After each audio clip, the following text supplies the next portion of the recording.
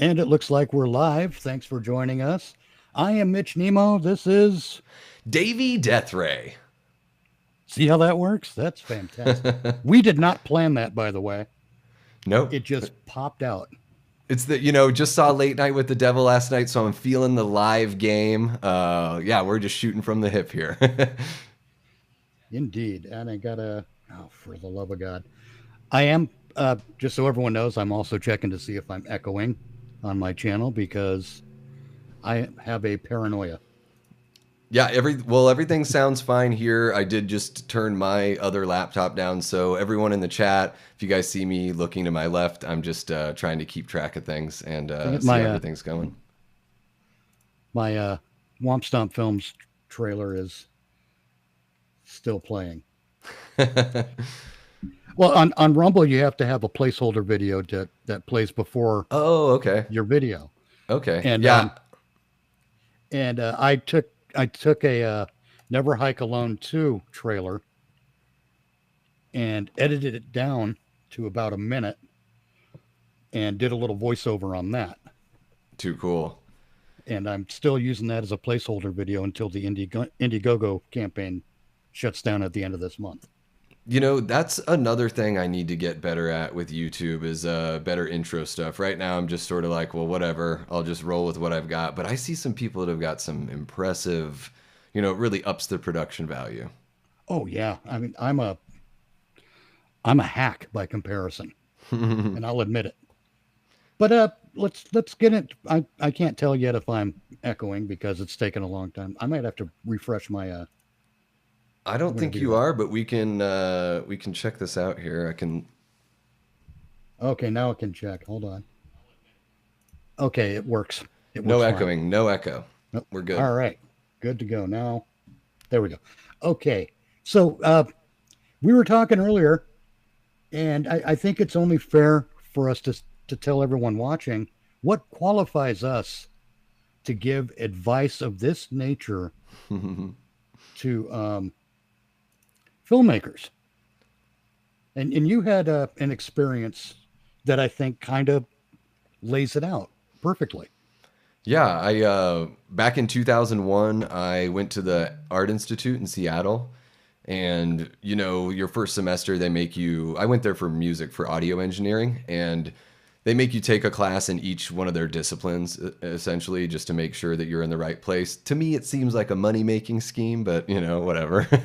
um, and yeah, the art teacher, the guy that just taught like the straight up drawing class, he just reminded us that we're all the experts. He's like, as an audience member, you become the expert. You watch all these movies, you listen to all this music. You guys, know what's up. So I kind of take that to heart as far as I think one of the best ways to move forward and get better art, whether it's music, movies, live theater, whatever, is having a smarter audience, because a smarter audience is going to demand better art, and then the art's just going to get better and better. And we can always, there's always room for like fun stuff. Not everything has to be taken super seriously, but at the very least, it should be entertaining and make you want to come back. So, yeah, that was 23 years ago that I heard that, and I think about it all the time. And I completely agree. And as you just told that story again, I remember I had a music teacher in high school. I didn't have his for a teacher. I wasn't in his class or anything, but I was in a band in high school, and I was a snotty teenager. I'll admit it. Who wasn't? Well, I mean snotty, outright arrogant. I was a guitar player now, and I was me and the guys in the band because I think one of our guys had a class with him. We're sitting around talking with him, and we got on the subject of something or other. I don't remember what, but I remember I said that the audience has no business judging how good or bad we are, Mm, and he shut me down right now, and I'm glad he did because he was yeah. absolutely right. He's like, no, the audience is the ultimate judge of how good or bad you are Yeah. because they're the ones who are, if you become successful, pay you money. Yeah, you have to have them. Yeah. Yes. And I didn't actually put it in the list, but there is the thing because I thought it would be covered under another heading because we have 13 different guidelines here. Yeah. We better get to them soon. Well, because they're gonna stir up some discussion. But I wanted to put in there, and I think it would be covered under one of them. The thing about telling your audience or your potential audience that Project X isn't made for you. Yeah. And the reality of the situation is that if you're an entertainer, your product is made for anyone willing to pay for it. Mm-hmm. That doesn't Absolutely. mean you tailor it, or it doesn't mean you don't tailor it to a certain demographic. But if any other demographic wants to buy in, you shut up and let them, Yeah. because that's going to lead to success for you.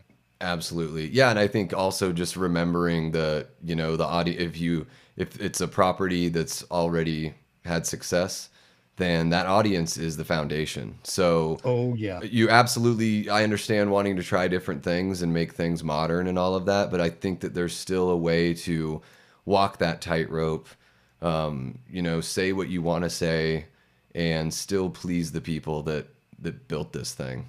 I mean, I absolutely. I feel like, whatever. We'll get into it, but I feel like Disney's one of those companies that just they're teetering on some stilts right now, and it's pretty shaky ground. People like me are like kicking the stilts for Yeah, fun. yeah, yeah. As they're trying to step on you with those stilts. Yes, but let's. I'm going to start presenting these. The Perfect. Yeah, first of let's these get going. guidelines. Um, Now I got to get back to this. There we go.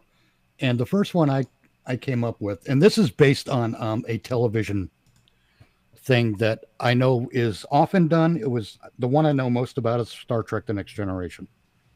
They had a show Bible, and in that show Bible, it establishes the rules for your world. So I came up with the Slasher Bible when I was I call it the Slasher Bible, but it applies to everything, really. Hmm. And I came up with it initially because of Halloween, because that franchise has been treated so badly after the first film. First Yeah, I film is think like perfect. I think yeah, and that's probably one of the biggest like things that hinders it as well as like bolsters it is it is the quintessential. I reading through the guidelines before we stepped in here and putting together some thoughts. I'm like, oh well, it sounds like this guideline was inspired by the original Halloween. Yeah, absolutely. Well, what I've learned from that was even John Carpenter. John Carpenter wasn't happy with what happened with Halloween after the first movie, even though he Hmm. wrote the second. Yeah, he was happy with the checks that he got. Oh, certainly. Who wouldn't Yeah, be? he's very vocal about that. He's great. Gotta love But John.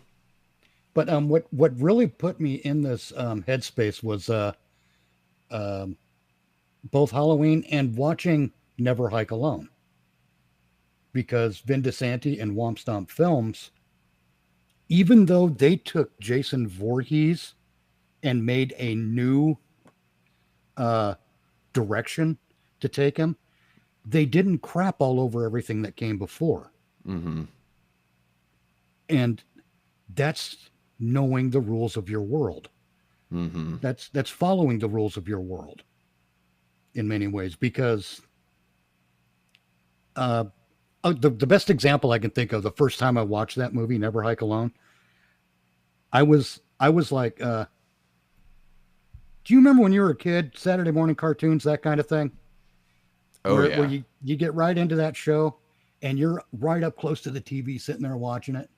I was like that on my little computer monitor watching Never Hike Alone on YouTube, because throughout that entire film, I'm watching the background hoping to catch a glimpse of Jason Voorhees. Yeah. And Womp Stomp Films followed that visual language very well from the original Friday the 13th film, where you show from the killer's perspective, but you don't show the killer. Hmm.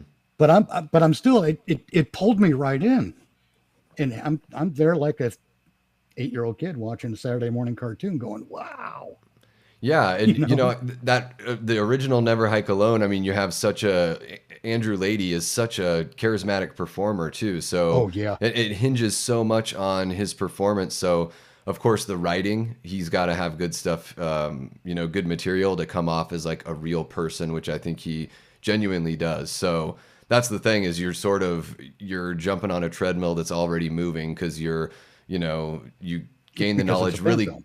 Yeah, well, yeah, exactly. And then also, that this guy's got a successful channel where he does these hikes, and so you gain really quick information about him, and Yep. then he gets dropped into a situation that's like, a sort of through the looking glass thing. Like Jason is real. Like this is our world that Jason is in. This isn't some movie world where Crystal Lake is. This is our real world. So Right. It's not the Unsolved Mysteries um, inaccurate recreation of events yeah, yeah, where Jason exactly. Voorhees is wearing like a baseball catcher's mask Yeah, instead of a hockey exactly. mask, you know?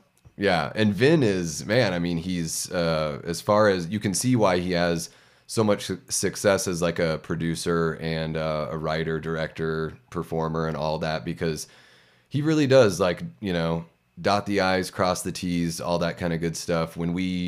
I had an interview with him and then just chatting with him in general, it's just you could just throw him a franchise and it's seemingly within 20 minutes kind of tell you how you can get things back on track. Right. So, And yeah. plus, in the case of Womp Stomp Films and Vin DeSanti, um, I've interviewed him too years ago. I think 2019. And the thing about Vin DeSanti is that because of the conversations he has with his buddies, his friends, his coworkers about Friday the 13th, he is like the embodiment of that slasher Bible for that world. Yeah. And it's it's so I'm not saying you have to write everything down. That does help. But you got to know, especially if you're jumping into an established IP, you got to know your stuff. Hmm. And you have to do it right because Never Hike Alone could have just as easily, if it was a lesser filmmaker, been an absolute disaster.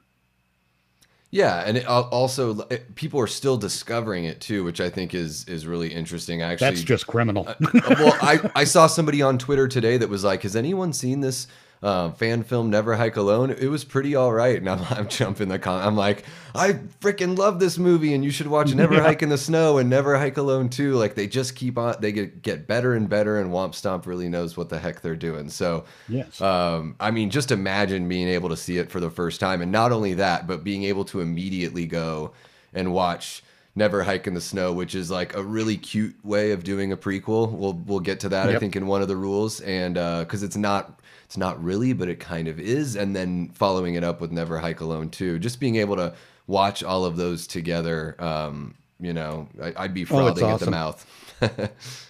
Absolutely. I think we've covered this one. Think we should move on? Yeah. All right. Well, okay, I did that wrong. We'll try again. I'll get there. There it is. All right. Boom. All right. Plan for success. This, again, I'm going to be straight up. A lot of these came from my watching Halloween 1978 for the last 50 freaking years. Yeah. All right. Or 206 years, depending on your point of view. But in watching the Halloween franchise and watching stuff that's a little more contemporary, not only do I see similar mistakes being made and a way out of it, Mm. but I can see why it happened with Halloween. One of the reasons was we didn't have in 1978 major film franchises. We had a Hmm. couple of things. We had like Planet of the Apes. Hmm. Okay, but that could be an outlier for all anyone knew. We didn't, and especially in the horror genre, we didn't have um, a big film franchise kind of deal. Yeah. And it was about that time when at about that time, it was only the first Star Wars that had come out, and the first Star Trek had come out Hmm. in the theaters. But that was 79 technically, whatever. But in that era, we didn't know that your slasher film could become a major franchise. Yeah, could become, I mean, geez, for the next 15 years, it became probably one of the biggest money makers for all, the studios that found those for Paramount and New Line. I mean, how many Oh movies yeah, got funded just from Freddy and Jason? And, Michael took a little bit of a break there until the late 80s, but still, he was there on the launch pad, for sure. oh absolutely. And even with a Nightmare on Elm Street, the original, Wes Craven didn't know that was going to be Yeah. a major hit, so he wrote it with an ending. Hmm. Halloween, whether you understand it or not, that movie ends.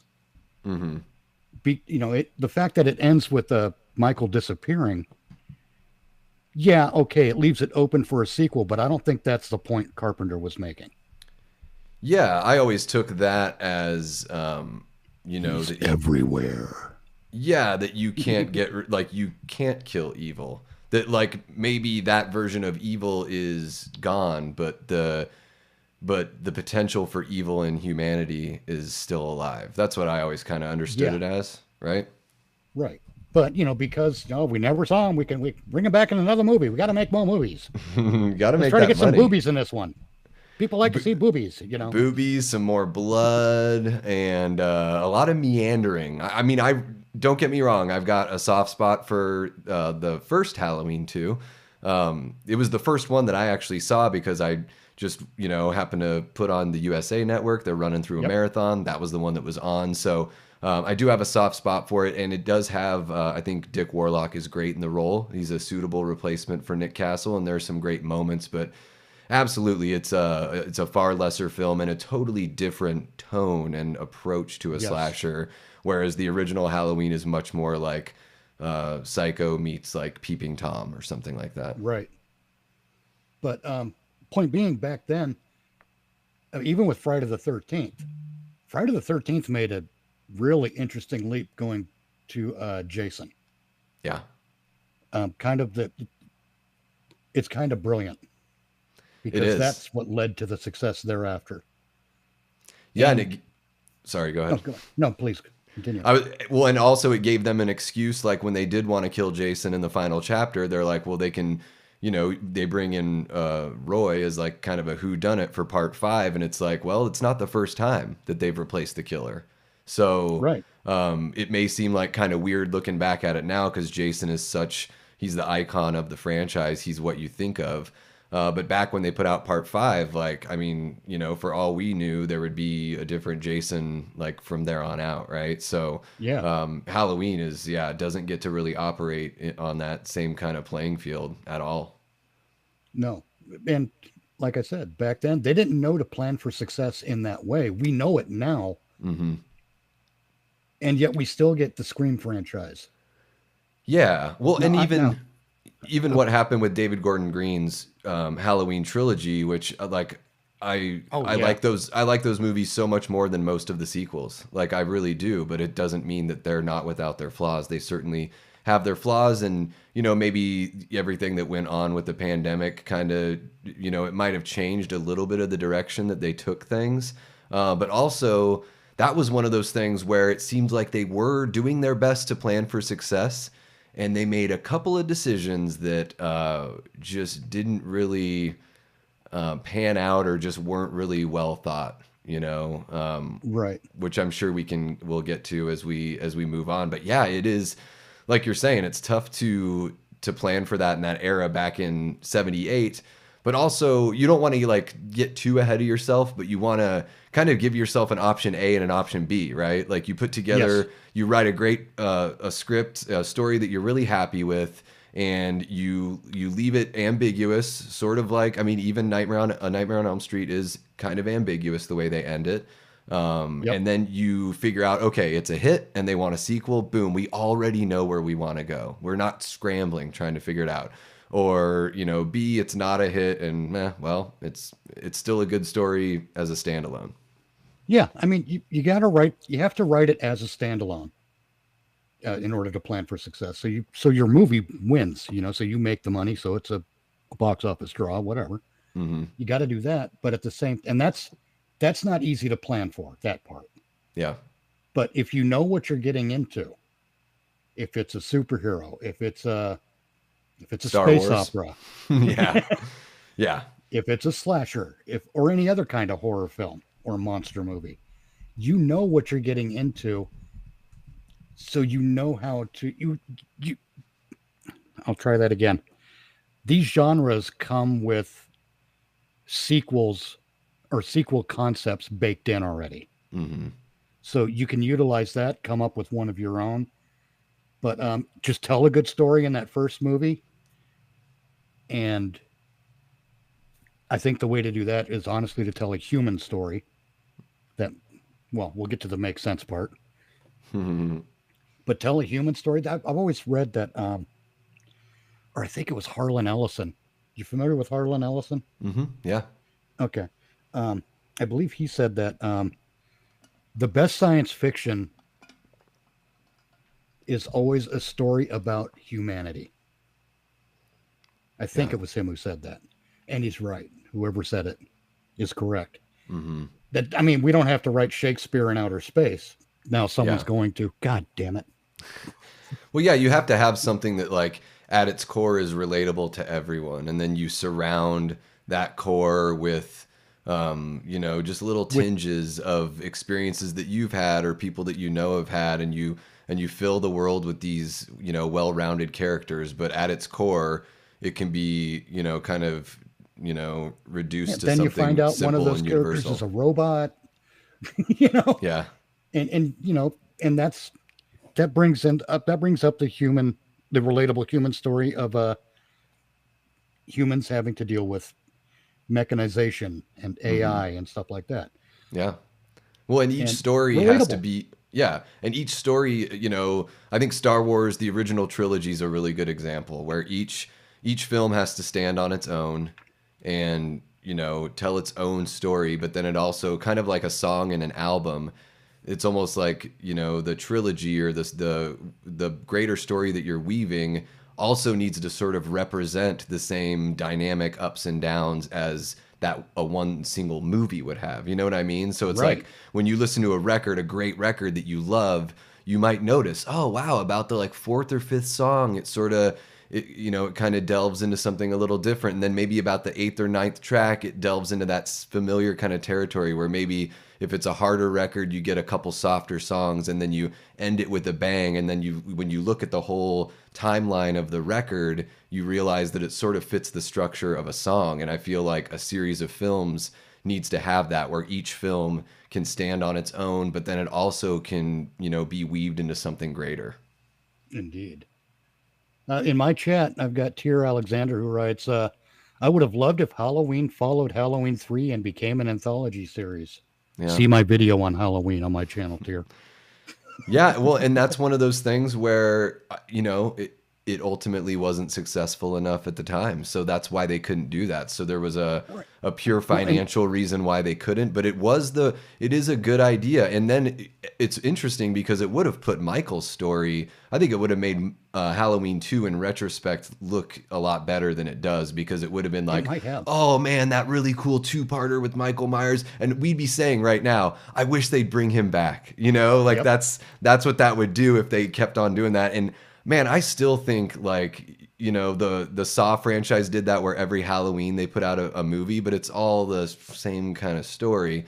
I really wish that we did have that, like every Halloween we got a new movie that was sort of produced by similar creative minds, at least like the executive producers. Maybe they're handpicking people to come in and do a one-off. Yes.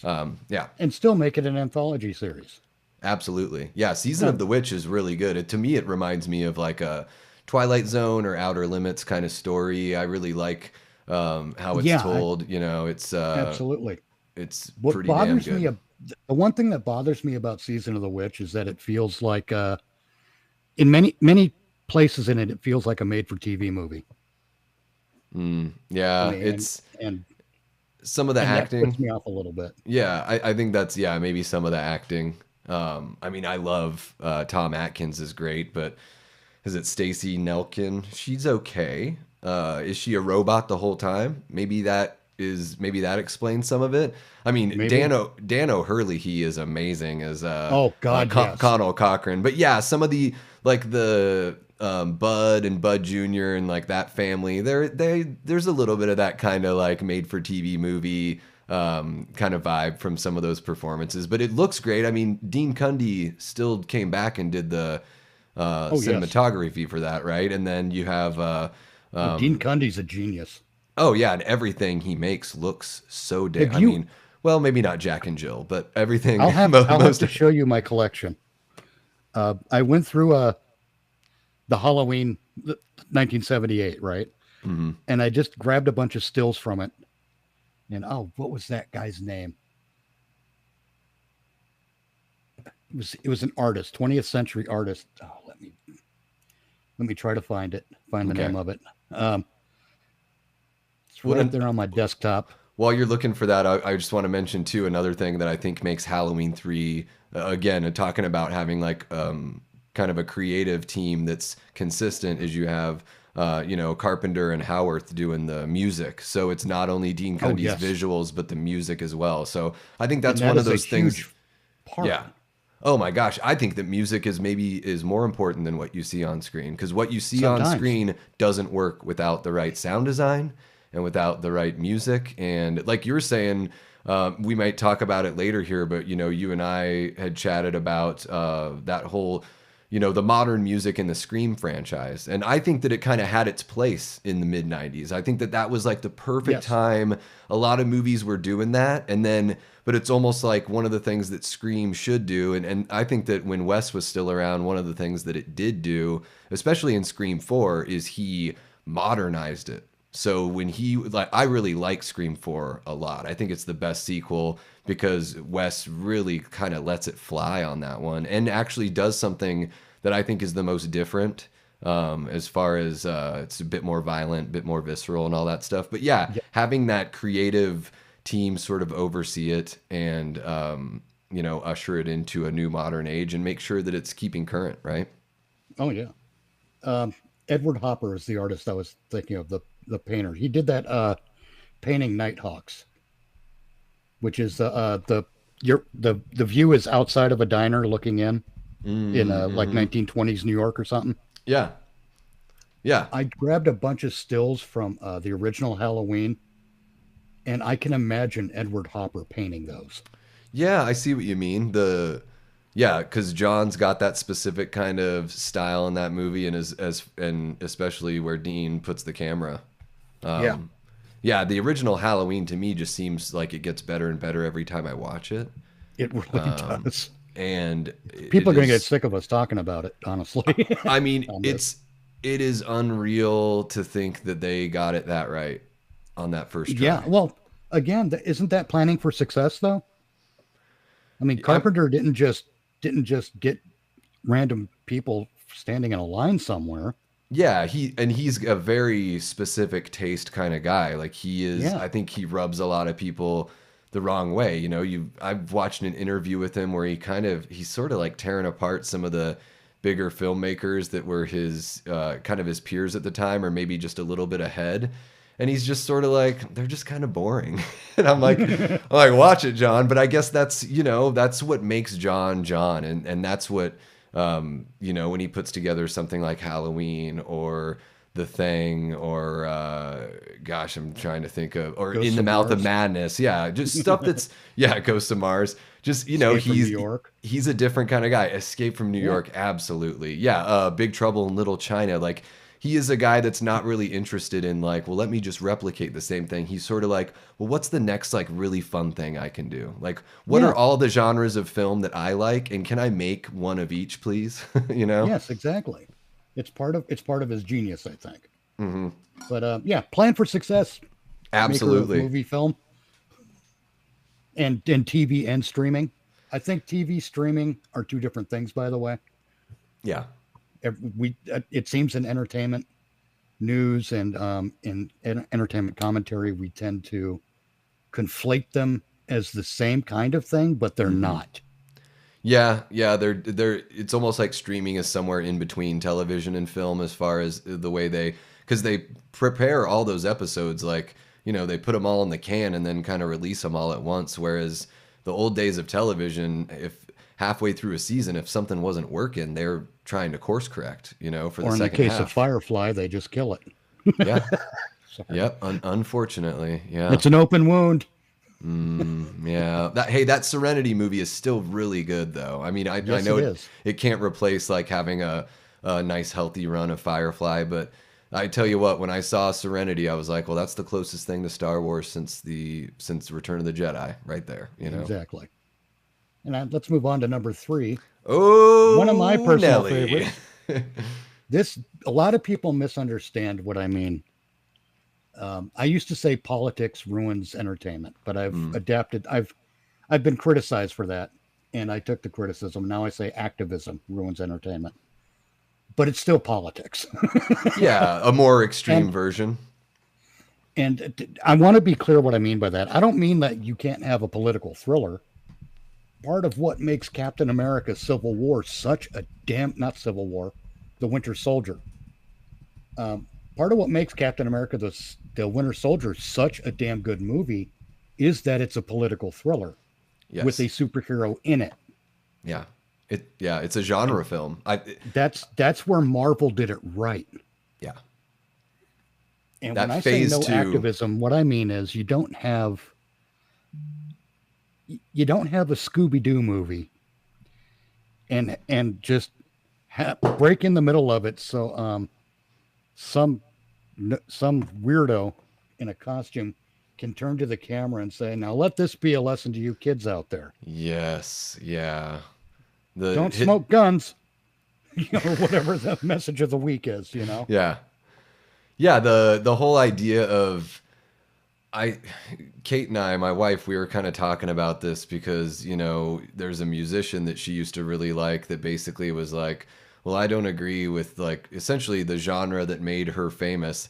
I don't agree with it because it's not inclusive enough and like I'm not a country artist and just sort of like driving a stake between her and probably like half or more of her fandom. And I'm thinking to Yeah, myself like why would you want to drive that stake? Why would you put a middle finger up to the people that essentially like put you in a position where you can be so free and aloof with the things that you're saying directly to them? And also, if your musicians have something unique. I think musicians and comedians where it's like you can directly say what you want to say in your song. You can find a creative way to put it in your song. You don't need to like yep. post it on social media. And if you can't find a creative way to do it in your music, then maybe you're not really that great of an artist. And I think extending that to film, I have no problem with a message being in a film. I'm looking for a message in most films, and maybe I kind of want to like Right. find my way there a little bit. So I want like breadcrumbs. I want to be able to do some of the thinking myself.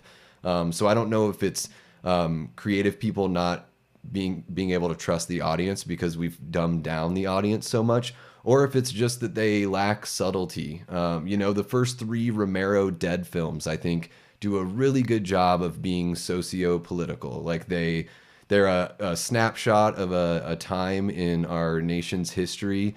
They say really interesting things through the characters and through the way the characters interact, and they use the zombies as kind of a catalyst for whatever issues tear people apart and make people ultimately become each other's enemies. I feel like in the Right. first three Dead movies, the zombies aren't really the bad guys. It's like the people are the bad guys. The zombies are just whatever Part issue of it the is. environment. Yeah, if it's war, if it's abortion, if it's whatever the issue is that makes people want to get violent with each other at some point. So yeah, as far as the direction we've headed with film is they're just smacking you right in the face with their message, and they're like, "Don't you get it, you dummy?" And it just seems kind of disingenuous and lazy. I mean, that's like It ultimately what I really think is is. it's lazy. And again, it goes back to creating a smarter audience. So lead your audience, let your audience kind of find that message by being smart with the way you tell your story and the way you write your characters, and don't just sit there and like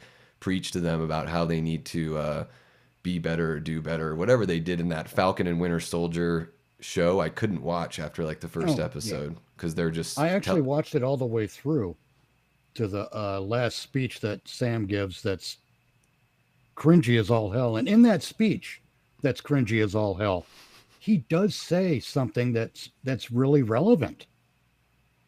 And it's really unfortunate that it gets slobbered over and covered up by all the preachiness of it. Mm-hmm. He had said to I think it was a senator who's making decisions about how to help people, blah blah blah. And Sam in the new Captain America outfit is like, who's in the room with you when you're making those decisions? That is a valid question Yeah. because like if you're out to help the homeless, if you're not asking the homeless what they need and you're just relying on think tanks and whatever else to tell you what the homeless need, then Mm-hmm. you're not really addressing a problem. Yeah. You're addressing a symptom, Yeah. and it's bad problem solving. Yeah. You need to find the root cause, right? I mean, that's pretty, you know, Yeah, instead and of you got to just talk to throwing the money people at it. experiencing the thing. Yeah. We Yeah. want to fight domestic abuse by having women's shelters. Well, where are the men's shelters? Because they get it too. Yeah. Oh yeah, for sure. And I think like it's one of those things, the more and more I like to revisit movies. I'm one of those people. I know some people Oh don't yeah. really rewatch movies, but I'm big into it. And when you go back and you watch something, from the 80s or 70s, or I mean, gosh, at this point, even the 90s, you start realizing, we're living in this era where people think that we're now just starting to awaken to all this stuff. But I feel like really smart filmmakers have been doing a good job at teaching lessons for decades without it coming off as cringy, like you said, or being able to sneak it into genre films. Oh, And I've got a good example for it. Two of them actually. I can't remember the one lady's name because it was in the Captain Marvel serial from the 1930s, and I've only sat through that whole thing once. But it's the same as with Lois Lane in the 1950s Superman, The Adventures of Superman.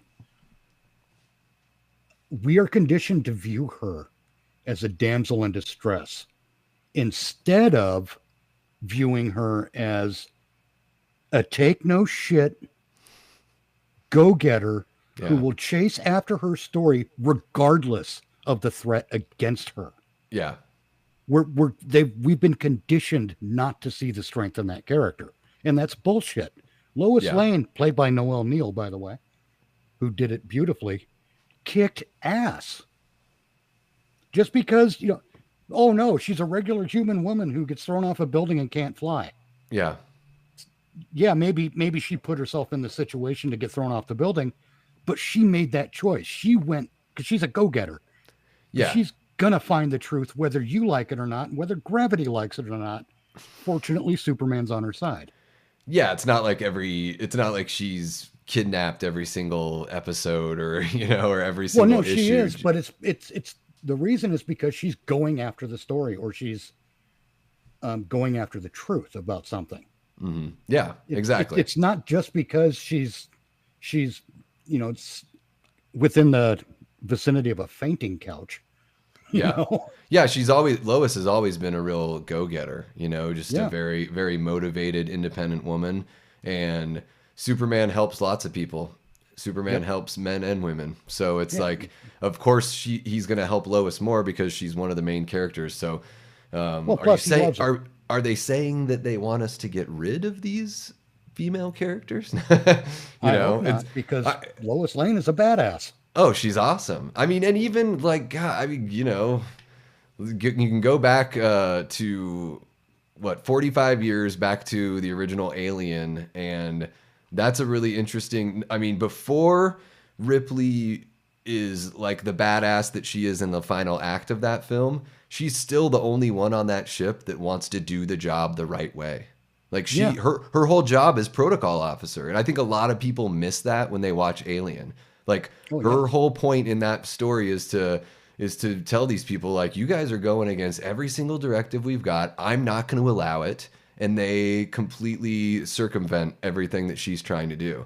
So she was badass before putting on a gun or wearing a gun in Aliens, and badass before wearing those adorable undies at the end of the first Alien film. Yeah, no um, doubt. and so I think, yeah, we have this it's not even like a recency bias. It's just the fact that people, haven't gone back to watch those films, or maybe just the younger modern audience is being told a lie, kind of like what you said there about Lois. They're being told that now we're finally seeing people of color in prominent roles, and now we're seeing women that take charge. And it's like, no, you are doing such a disservice to all the creative people that have been doing that for decades, and probably doing it when it was a little more difficult. But also, they found a way to sell it without like telling you, like, you got to go support our movie because it's about this. Like, Right. my oldest brother showed me the first Alien movie when I was probably like 9 or 10 years old,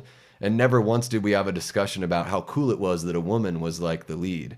We just really liked he's 10 years older than me. He showed me this movie, and we just really loved the movie. And now it seems like they're not talking about the story. They're not talking about the characters. They're talking about why it's so important that you support this movie because blank has never been led in a movie before, or whatever. It's just like, You want to know how bad it is? One of my cohorts on Twitter recently ran across someone who said that black people had not been on TV before the year 2000. oh really? Like Cosby didn't have the biggest show of all time in the 80s? Yeah. Um, Or Cosby, the Jeffersons, Good Jeffersons, Times, yeah, What's Sanford and Happening, Son. Yeah. Sanford and Son, just all over the place. And Yeah. oh Yeah. my God. You know what racism was in the 70s? Racism was giving a woman a job because she's black Yeah. to fill a quota. Sure. Yeah. That's what it was. There was an episode of What's Happening, Shirley, the waitress at the local bar where the high school kids hung out. Not bar, diner or cafe, whatever. She was a smart ass black woman. She's funny as hell. One of the greatest characters in that show. And someone had come into the diner and saw her plucky attitude, plucky, and decided, she'd be a great person to hire at our company, so that we can So we look good. so that we look good. Yeah, basically. Yeah. So you're And tokenizing somebody. yeah, she got tokenized. She took the job because she didn't know she was tokenized yet. Mm. But gee, here it comes. Sorry, That's what 30 you, years that's what of you get for smoking. smoking there. I'm glad I quit. Me too. But she was in the job less than a day, and she told the boss what he could do with that job and what he could go do with himself, basically, Yeah. because she wasn't going to be anybody's damn token. Yeah. And I could respect that. Yeah. Absolutely. I think that's And something that was in the 70s. Now, Yeah. holy shit. Well, because people just, it's like people have been conditioned to think a completely different way, and it took a couple decades to make that happen, but it's happened. I mean, things have changed so much even since I was in middle school and high school in the 90s, and it's crazy how there's been like almost like a cultural flip where Yeah. it used to be right-wing Christians that wanted to like censor and keep people from things and tell people what they could and couldn't do. And I think now we're at a spot where it's like almost the complete opposite. It's kind of bizarre and tough to wrap your head around. And I'm not, by no means am I saying that one side of the political spectrum is like, Any better than the other. perfect or anything like that. Like there's flaws all over the place, but it is interesting to think about that, where you're like, wow, now the people that used to be like the, freewheeling, like let people be themselves, are sort of like, well, let the outliers be themselves, but all you people that are like normies, like you better shut the hell up and like find some way to victimize yourself if you want to be part of the world moving forward, because it seems like everyone tries to play this like who's the bigger victim kind of game, and we see that as far to bring it back to the point of no activism. We see it like in a lot of major films, and it's no wonder to me that we're seeing diminishing sales on these films, and it has nothing to do with the fact that they're being led by people of color, or that they're being led by women. It's because the story writing is insulting to the Yes, audience that built that foundation, like we were talking about earlier. Like, hate to break it to you, yeah, men aren't the only ones interested in comics. But that's they right. probably represent, or at least for a good majority of comic book history, have represented about 80 to 90% of that comic book buying population. So it doesn't mean that the entertainment only needs to be curtailed towards them, but it also means that they kind of know what they're talking about and what they're looking for. And Right. that other, you know, we found a way to include other people. There's no reason why you know, a young woman of whatever color couldn't walk in and, you know, love a character like Wolverine, or even a better example, maybe like Spider-Man, where it could be anyone because he covers his whole body. So I think that's probably your best case scenario. You know, and we've seen that in the comics with like Miles Morales and all of that. They've been able to create a whole universe of Spider-Man because anyone can look at Spider-Man and think that could be me. But also I do want to say this too. There are characters that I relate with when I watch movies that aren't white guys. So it's Oh possible to yeah. relate with characters that don't look like you too. But we're Well, sort that's of just being it. told now that you can only relate. You have to see somebody that looks like you to feel like that character is you, which is funny because in horror we relate with the young teenage girl. That's our hero, and it's Generally, seemingly yeah. been that way yeah, for pretty much most of the time, yeah. So it's Well, the one wild, the kind exception of being conditioning. Tommy Jarvis, I think. Yeah, yeah. Tommy Jarvis, what's his face in Freddy's Revenge? I'm trying to think of the Oh character's yeah, I name. can't remember the kid's name. I'm totally missing it right now. Freddy's Revenge was that was the that was when Freddy was the scariest. Yeah, And he was the most wicked, I think, in that movie. this And he became he kind of a prop comic afterward. yeah, I think for me it's like the first two, and then New Nightmare are probably my favorites. You know, the Yeah. Freddy movies get pretty MTV. They're really fun, don't get me wrong, but I watch those probably the least out of the big three, I would say. Oh yeah, me too. Those are the ones I don't really revisit too much because it's an extra product of its time. Indeed. Let's see. I'm looking at my chat here. Tier writes, happy Halloween will haunt my nightmares forever. Yeah, I love the stay tuned for the big giveaway at 9. Yeah. Is that Tommy Wallace or Tommy Lee Wallace that did that? The director, I think he did that voiceover. I don't recall. I mean, I I don't think get that deep into it. I think he did. And we've got yeah, we have some people over Yeah, on what's happening in your chat? YouTube. Yeah, so we've got Gary Blue Wolf 87. He's another Michigander, just like you there, Mitch. He Poor says, "What's bastard. up?" He's missed a couple. He's missed a couple of the live streams as of late, but he's in here now. He says Mary Jane Watson is a badass too, in some degree. I think so. Yeah, Yeah, I agree. But I think that. when they're not making her, oh God, when they're not making her a bitch in modern content, Spider-Man. Yeah, well, and I think people sort of miss the point of like one of the reasons why they do that is it's propaganda for the guys that do watch. It's like the old like World War II propaganda that's like, oh, the Axis forces want to like take your women. Like Yeah, they're hitting at something that's very like deep in your DNA. They're like you're a guy, you need to protect your women. And so that's just something that's like goes back to the caveman days. It's always going to be part of us. So if yeah, anything, absolutely. it's sort of playing into, you know, that want for us to want to provide and protect. And yeah, it doesn't mean that this person is helpless. It just means that, you know, just like with Superman, the person that has superpowers should be helping the people that don't. Right. And wasn't Mary Jane Watson raised in an abusive household before Spider-Man even became a thing? Yeah, And she survived that? I mean, well, that's not a yeah. weak person. Exactly. Yeah. Yeah, and then even you go to Iron Man, you've got Pepper Potts who is like, you know, she's sort of running the business for Tony in a sense, Yeah. you know? So she's like a co-pilot of everything that he does, and if you're going to hang with Tony Stark, then you've got to be genius level or damn near close because Tony Yep. Stark is not hanging out with a bunch of dummies. He's not just Not hanging to out with some mention, pretty girl. not to mention, you've got to have a whole lot of patience. Pepper Potts is a friggin' saint. Yeah. Oh yeah, the shit she goes through with him. Yes. Alcoholic womanizer. No kidding, man.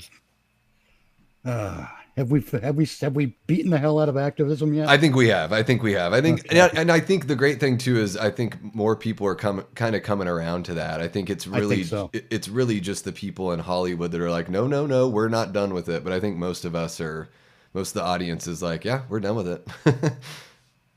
All right. Here's one that gets me. Uh-oh. Click the wrong thing. There we go. Number 4. Tell the story in chronological order, also known as no prequelitis. Or no Yeah, prequels. I call it prequelitis. I And like prequelitis because it makes it sound like a disease, which it kind of is. and Um, I don't mean like the way Womp Stomp Films did it with Never Hike in the Snow. yeah, it's totally Because, different. yeah, it's a totally different story. It Hmm. takes place in the same area, in the same timeline, but it's not Kyle McLeod's story. It's not Tommy Jarvis's story entirely. Hmm. Yeah, it's But ancillary to the greater story. It's just right, a little in between of what Jason is up to between now and then. yes, between oh help me out, between it's what Jason's up to between Never Hike Alone and Disappear, the music video, Yes, yeah, which itself is Jason between uh, man, Never that Hike in the Snow and Part 8. yeah, never that disappear video is so good. Oh my gosh, Oh, it there's really is. Did Vin ever tell you about the sickle, throwing the sickle thing? he didn't know. Oh God, that was a lucky accident that they got that shot the way they did, because the camera moved uh, at the perfect rate with the sickle flowing through the air, and it just perfect. Yeah, because the whole video is in slow mo, right? A lot Uh, of it is, yes, Okay, okay. That's what but stood out to me is like it's so stylized. It's almost like a yeah, dream, you know. yeah, it's the kind of slow mo that works, not like what Zack Snyder does. Don't get me started. We'll get to that. Well, But what I mean by this is like with let's look at Star Trek. Get the original series, then you get the Next Generation, Deep Space Nine, Voyager, and then for some reason we go back 200 years to tell the untold stories of the yeah, Starship Enterprise before the Federation was founded. Why? yeah. We've got 3 or 4 different television series that, do a decent enough job of filling in some of those blanks. If we, my problem is, and we see it especially with going from Enterprise to Star Trek Discovery, and even the J.J. Abrams stuff, but that's off to the side with whatever. Here's the Hmm. problem: 1967, I think, or 66, when Star Trek came out, the Hmm. original, and the production values at the time looked a certain way. Things just looked a certain way in television production. Now we get into um, the next generation. The technology for television production has improved, Hmm. and it shows. And one of the ways you can um, have all that stuff tied together is by setting your show ahead in that timeline. That's why it's Star Trek: The Next Generation. Then Deep Yep. Space Nine. It started 5 years late, 5 or 6 years later, I think. Hmm.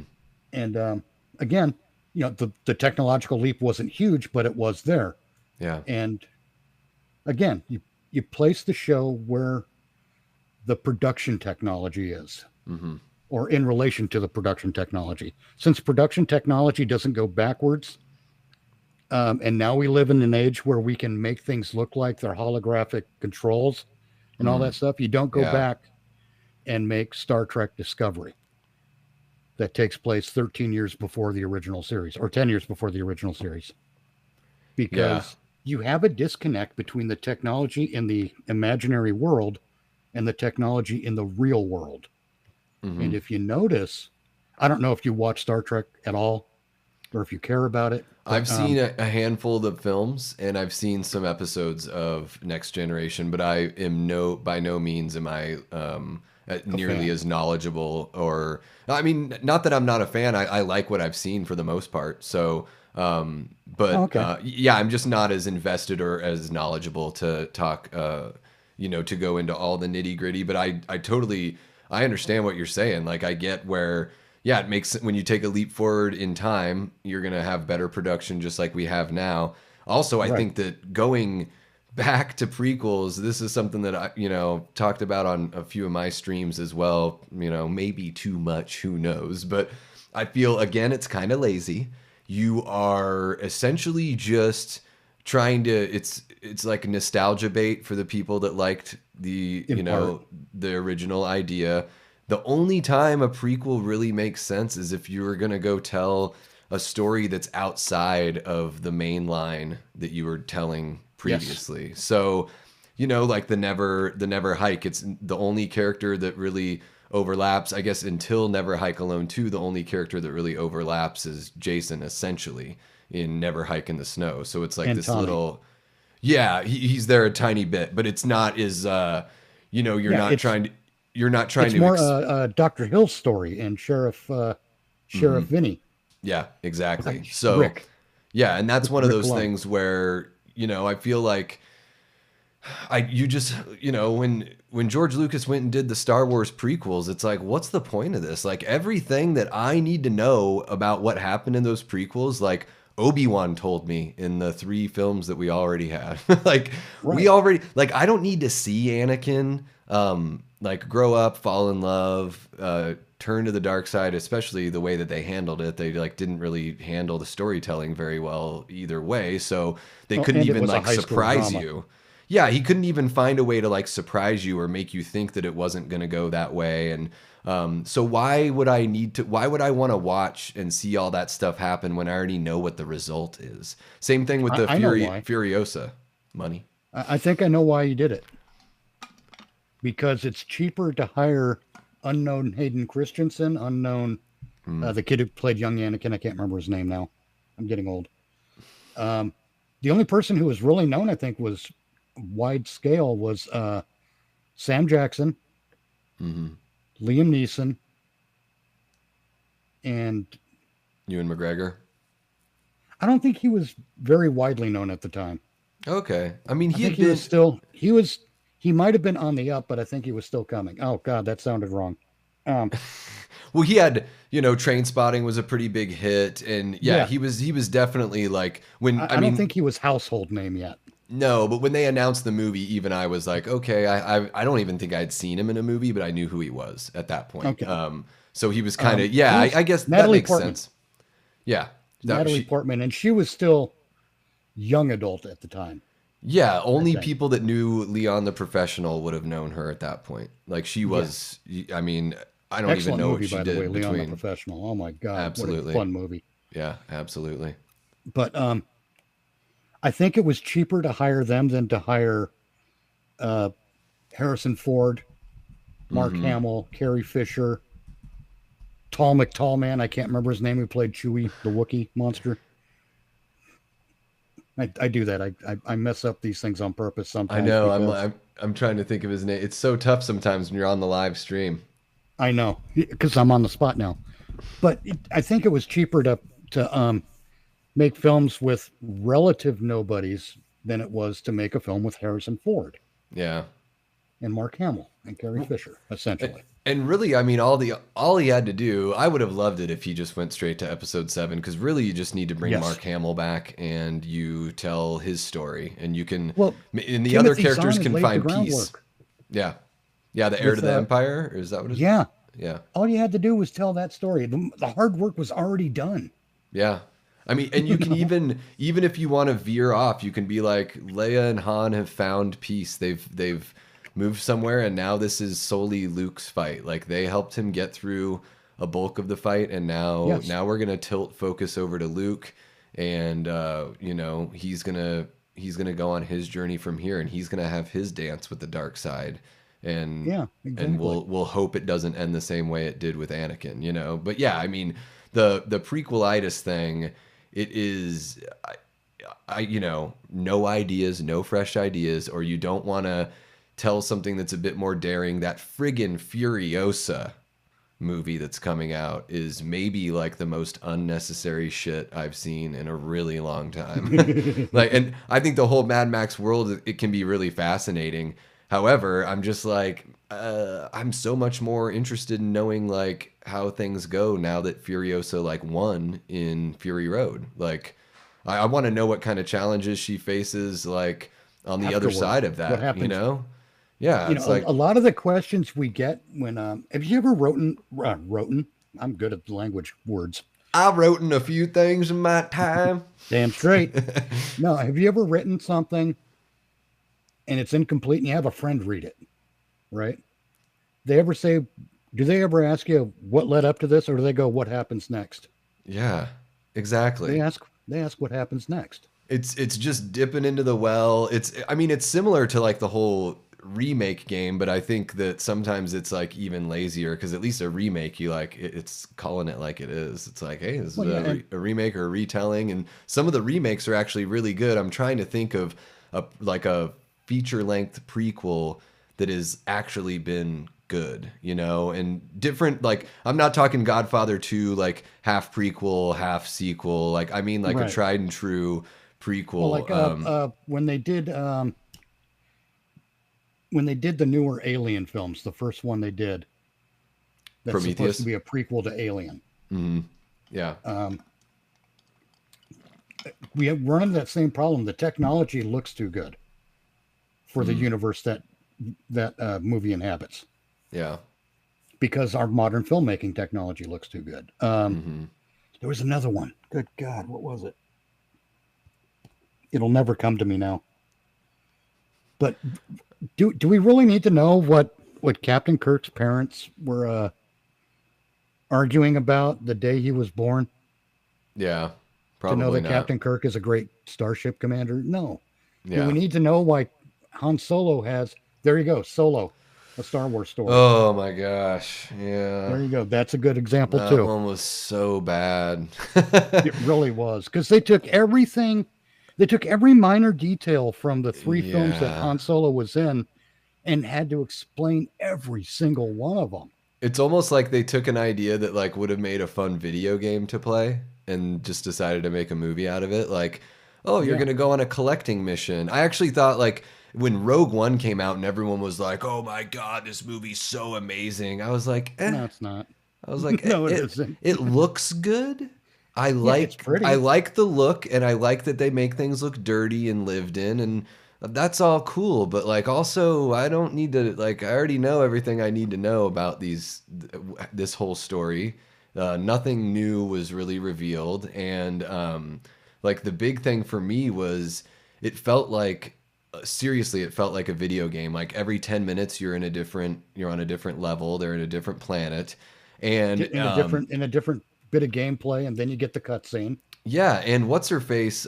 Jin Urso. Everyone was like really hyping like the strong female lead, and I'm like, she's literally an object in this movie. She is Yeah, literally the she is the everywhere they MacGuffin. go. They yeah, everywhere they go, exactly. They present her. They're like, well, we need to bring Jin Urso because she's Galen Urso's daughter. So we're gonna go meet these people and be like, here's Jin Urso, and like that's the only point. That's the only reason why she was rescued. All of that was just to get passage to Galen. So Yeah, it's the complete opposite of what people were told. So it's like a isn't reverse it of weird how a lot of that stuff, when they try to present, um, when they take that activism route, either with the actual film or with the marketing, however they do it, isn't it interesting how often the reality of the thing stands in stark contrast to that marketing or that yeah. activism? It's funny. Well, it shows you how powerful their marketing is because they convince you, even though it's right there in your face, that it's not that. They convince Right. at least half of A the lot of people people. that it is that way, and that also that if you say anything contradictory, it just means that You're an you're istophobe. full of hate. Yep, you're an istophobe and you're toxic and all that stuff. All that, you know. words that I'm don't going to really be mean honest anything. about something. A lot of times when I'm because I fan craft a bunch of different things from Halloween, Friday the 13th, Nightmare on Elm Street, Star Wars, Star Trek. I fan craft a bunch of stuff. The DC superheroes. Mm, I did a DC superheroes thing where it had a stronger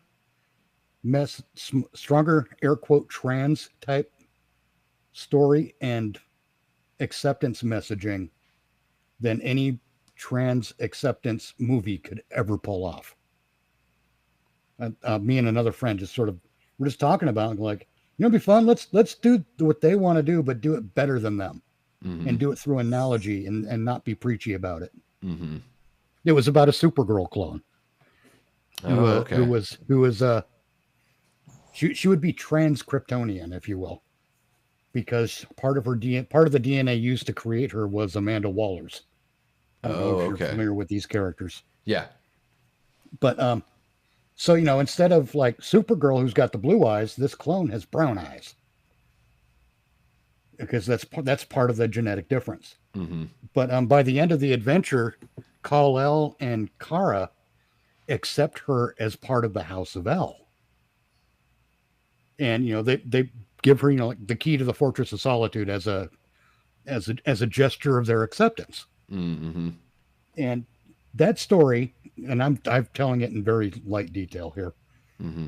but that's a better analogy for that kind of story that they claim to want to tell than the ones they tell as Mm-hmm. activists. Yeah. Yeah, even something like, we mentioned before, like Freddy's Revenge is now the way that people are viewing that movie is completely different than the way anyone saw it at the time Well, it was there's released. And whether or not that was intended, I think that's a really important thing about art to remember is that once the art gets put out there, it's no longer just the creative's possession; it's the audience's possession too. So in many it ways, it yes. takes it can take on a totally different life based on what the audience perceives from it, which I think is like one of the most powerful things with art, and probably one of the reasons why film and storytelling, in large, is so popular and so successful, throughout the Yeah. ages. Another good example of one that it wasn't really a prequel; it was a reboot, A Nightmare on Elm Street, because they went and filled in a bunch of the early Freddy stuff for that, Mm, and it wasn't enough anymore that he was a child killer. They had to make him a child molester as well, yeah, yeah, and that was yeah, unnecessary. That was like, oh, let's make it edgier. yeah. Let's It's make it like it wasn't grittier bad. and It wasn't nastier. bad enough. Yeah, Yeah, wasn't it bad yeah, enough he forged a fucking claw yeah. and, I and and was hacking little kids with it? Yeah, I couldn't. I turned that movie off probably like 15 minutes in. I couldn't do it. There's been like a handful of prequels or remakes that I couldn't finish. Like I started the RoboCop remake and I Oh, was like, yeah. nope, I'm out. Like, see ya. You know, I just something about that A Nightmare on Elm Street. It just didn't feel like A Nightmare on Elm Street to me. It felt Well, it like was the it was meant biggest to be miss. Sorry, go it, ahead. it was meant to be a more serious take, and I think they took the taking it seriously too far, Yeah, if you know what I mean. Batman Begins And but ruined that for everybody. yeah, then Jackie Earl Haley, however, I think was a good choice to be Freddy Krueger. He's I great. think he was wasted in that film, much like Henry Cavill. I think is wasted in the Snyderverse. Yeah, I've got mixed feelings about the Snyder movies because usually I end up liking the his cuts of them like twice as much as I like the theatrical cut. So I feel like with the Snyderverse, like my issues are more with the what the studio ends up doing to the work that's put in the can.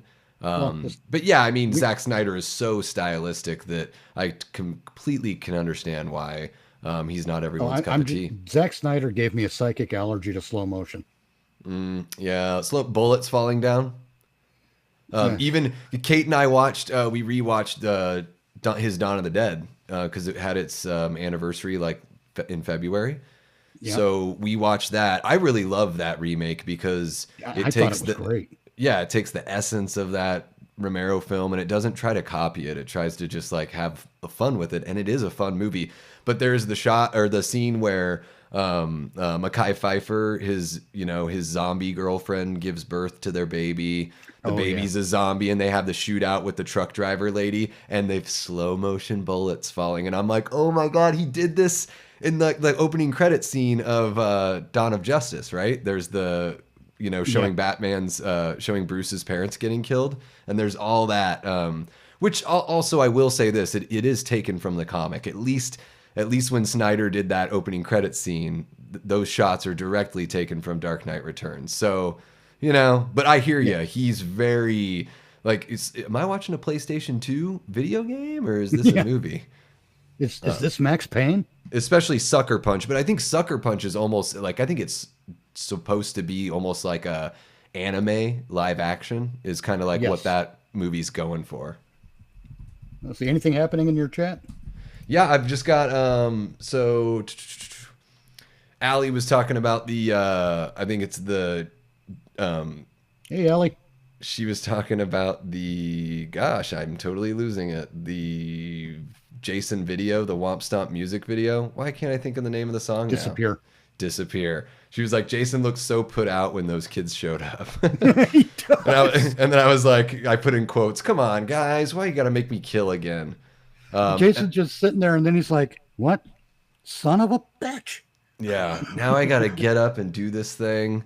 Yeah, I love Just to that get out idea. there and tell the kid to get off his lawn. Yeah, Jason's like a spider in a web, like, oh, you walked into my web. Now you know what's Little got to assholes. happen. Like, sorry. Let's see, uh, what's our next? Well, yeah, again, but to reiterate, the problem I have with prequels is the production value never matches the time frame in the story. hmm The Yeah, closest I think we got was Star Trek Enterprise, because that took place like 100 years before the original series yeah, or so, and at least in that one, the production team tried to maintain a good degree of the visual language. hmm Whereas when J.J. Abrams got onto the scene with a Star Trek film, and then Alex Kurtzman and Secret Hideout, whatever, got involved, they just turned everything to shit. yeah. That's another. He's a very stylistic guy that's got similar looks to all of his movies. So it's like if it doesn't work, like, yeah, his Star Trek is very clean, and it's almost like you have to. We just saw a Late Night with the Devil yesterday, and they Yes. purposely put that grain on the film. Yeah. When you're have you seen it yet, Mitch? No, not yet. But But I know what you're talking about. I've seen a couple of different fan films that have done that with stuff that's taken place in like the 50s or earlier. yeah, and they even put it in 4:3. Like when you're watching all the stuff for the TV show, it's in 4:3, and then they Yeah. have these behind the scenes where they have a commercial break and it goes to wide. So it's a really cool. They're very well aware that hey, this takes place in 1977. Let's really, with our technology that we have, let's age everything. And Yes. for whatever reason, I don't know what it is, but the creative teams behind these prequels don't really think to make it that way, unfortunately. No, because they always want to play with the latest and greatest toys. Yeah. And an example of that, if you're into science fiction, I'm sure you'll see it in everything. If you go back to the 60s and the 70s in Star Wars and in Star Trek, because those were the big things, hmm you get out into space and it's dark. You see stars, but it is dark. It's oppressive. hmm And you know that inside your ship is the only thing keeping you alive. Yeah. It's like being in a submarine. It's claustrophobic in that way, hmm but on a deeper psychological level, I think in outer space, Yeah. because you're so far away from anything that could be like an oasis. Yeah. But if you watch science fiction today, any Star Trek today, space is always bright and colorful and full of Yeah. nebulas that are cheerful and inviting. And Yeah. shut up, Every movie. planet seems to be emitting its own light instead of reflecting light. Yeah. Yeah. It, oh God, it's so bad. It, that's another reason I don't like the prequelitis thing. Yeah. Yeah. You got to stay But away from that. yes, let's move on. God, we got to stop getting sidetracked. We got a lot Yeah. to We go through can, here. yeah, we can definitely keep each other on track a little bit better. Keep budgets reasonable. Oh, that's a Mm-hmm. fun one, isn't it? Mm-hmm. This could be a short one because really, just look at all the giant so-called blockbuster films that look like trash and perform like they look. Yeah. And they Um, all cost 200 or 300 million dollars to make. yeah. And Meanwhile, that's not even considering the marketing either. well, yeah. And if you, when I watched Black Panther, the first Black Panther movie, Mm-hmm. not Captain America: Civil War, but Black Panther. Mm-hmm. During the climax, when Black Panther and Killmonger are fighting, and they're both wearing the vibranium Panther suits, Yeah. Uh, it looks like the CGI looks like shit. it looks rubbery. Yeah. It Yeah, it doesn't look That's good. $200 million. Mm-hmm. Get all your shit together, movie. You know, Yeah, yeah. I think it's one of those things. It's like that weird studio interference of like, well, it's they just walk in. They're like, well, this is just what a movie costs if we want people to take it seriously. Like we can brag about the fact that it costs $200 million. You know, make it we part of the can, marketing. yeah, we can pay our actors really well. Like all these, but yeah, you don't see the effects people, the people that the believability really hinges on what the effects people are doing, and you don't really see the money's not going to them seemingly. Right. Yeah, I remember that from Black Panther. That was really rough because they're Meanwhile, they're on some sort of bridge or something fighting each a other, bridge or a right? railway. Yeah, it just looks really rubbery. It's almost like, I mean, it's not as bad, but it's similar to that weird clone fight scene in Matrix. Was it Reloaded? Yeah. Where it's just like, what the hell? Like, what happened here, Gumby? Yeah. Well, and meanwhile, I think it was about the same time. I don't remember because I'm old. Um, you had Netflix's Daredevil series with that fight choreography. Hmm. That fight choreography was fucking awesome. Yeah, the original Daredevil that they did. Yeah. Yeah, it was. That fight choreography was glorious. Now, now I know there would be wire work or something with Black Panther because vibranium suit and he eats that herb or whatever that Yeah. gives him the boost. I've eaten that herb that gives you the boost. I call it ginseng, Okay. but I call it the coffee bean. But I call anyhow, it sour diesel. No. I call it regretful minion. But or minions regret. The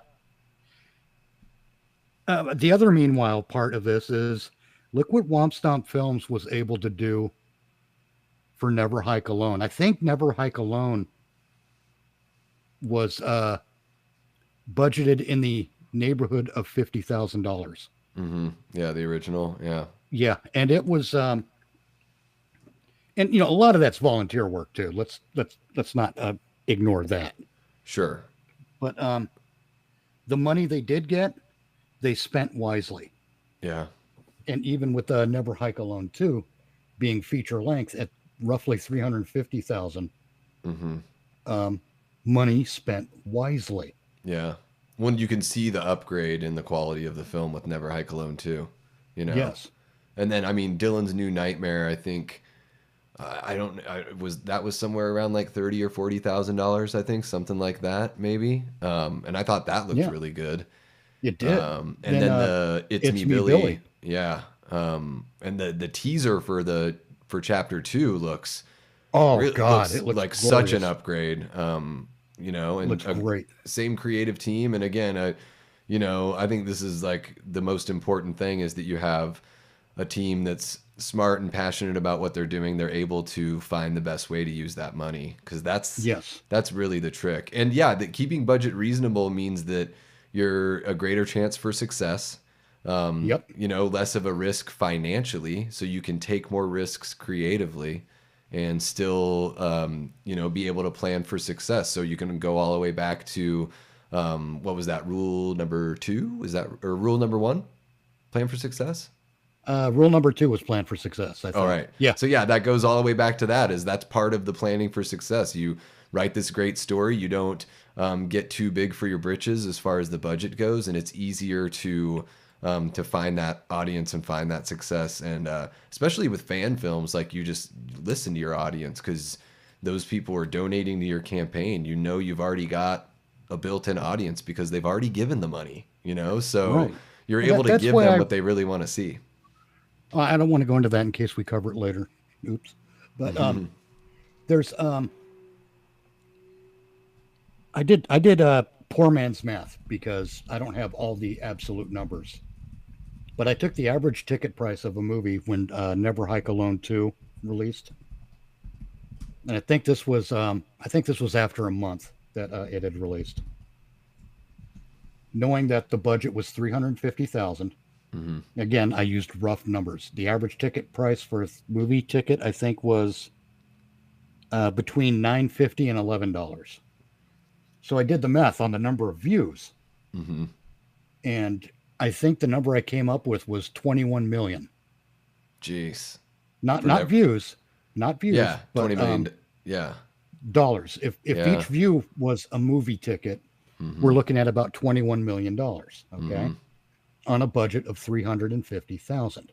Yeah. That is a much bigger return on investment than a $300 million budget Yeah. only making a billion. Yeah. 1/20th of that would fund a sequel. Yes, Right and there. that's I don't know why that is not being I don't know why that is not attractive to a big movie studio. Yeah, I think That part of it because is that's that a huge return. I think part of it is they really do want to show off. They want to be like, "Hey, we can spend this money. We can, we can do this, we can do that." I think I like, not I don't know anyone in the industry at that level or anything to have the inside Neither do track, I. but it seems like it's almost, it's just a foregone conclusion that this is just what movies cost to make and we want to spend a lot of money because what Yeah, it's the flaunting a Lamborghini basically. yeah, because the Halloween, the David Gordon Green, what that first Halloween movie they did was like 20 million or something like that, right? Too much. But but I'm but cheating. very very reasonable for bringing back Michael Oh, Myers. for 20 million is very reasonable. And granted, Jamie Lee Curtis was probably like, "Well, I'll just be a producer, so just give me money on the back end." So that helps when your biggest star isn't necessarily taking a paycheck up front out of that 20 right. mil. Allie here in the chat um, on YouTube, she's like, "How about that Joker budget? What a waste!" And I looked it up, and it was 55 million, and I'm like, "Well, 55 doesn't seem that bad." But I'm guessing maybe half of that went to him. But it is the sequel. They're saying 200 million for the sequel. So you went from Oh God. 55 See, million to 200 million. How is it? Then the pressure for success, is so much more great there. Was that what you were talking about, Ali? Were you talking about the sequel more than the original? Let me know there in the chat if you're still hanging out. that frustrates me because Yeah. part of what makes a horror film, and Joker should be done like a horror film, Hmm. I think, um, or it should have some of the elements of like the original Halloween, Yeah, it's got or that even genre kind of Black vibe. Christmas. Yeah. Yeah, there you Because go. could you imagine a movie that's not the whole movie based on this, but an element of a Joker movie where he's calling people on the phone that he's going to kill Yeah. and just completely screwing with them. And just even saying some wild things like Well, Billy yeah, says. And like Billy did. some stuff where you're like, holy crap, I can't believe they put this in a movie in 1974. That is wild. Um, Yeah. yeah, and it's got that just that pulpy kind of feel to it, that Joker film. And Yes. I think it works really well. If you're gonna do a movie based around the character of the Joker, I think they approached it about the best way that you could. And it's Yeah. really effective, disturbing movie that feels dangerous while you're watching it. Right. Once he kind of has his break, you're sort of like, you don't know what the hell's going to happen next, which is exactly where I want to be as an audience member. And Oh God, yes. it's kind of how I felt watching Late Night with the Devil, where I was like, oh man, I just, you know, on the edge of my seat. I think you're not old enough to have seen The Empire Strikes Back when it released in theaters Yeah, unfortunately, originally. I was born in May of 1982, Good so God. I was only alive for Return of the Jedi, but just about a year old, I guess, because they all came out in May, so I'm guessing it probably came out right around the time I was about a year old. Okay. But I'm sure you've seen The Empire Strikes Back by now. So many times. I've seen it. I've seen it in the theater. Unfortunately, it was the first version of the special edition. Of course, George keeps Oh, on yeah. going back, and or at least for a while, he kept on going back. But I love Empire. It probably top five. It might, if not top five, top 10 film for me. I love the fact that it picks up in the middle of the action and then it ends on not necessarily like the worst, most hopeless note, but it definitely ends without a resolution and Right.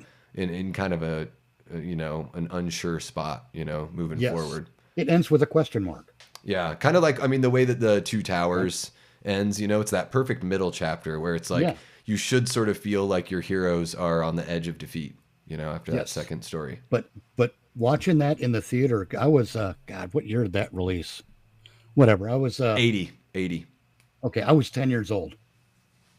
And did you remember when they're in the snow speeders on Hoth and they're going up and down over the hills and valleys and Yep. whatnot? Yeah, looking for Edge of my Luke. seat, just like when I was watching Never Hike Alone as an adult, on the edge of my seat, staring at the monitor, looking for Jason behind every tree.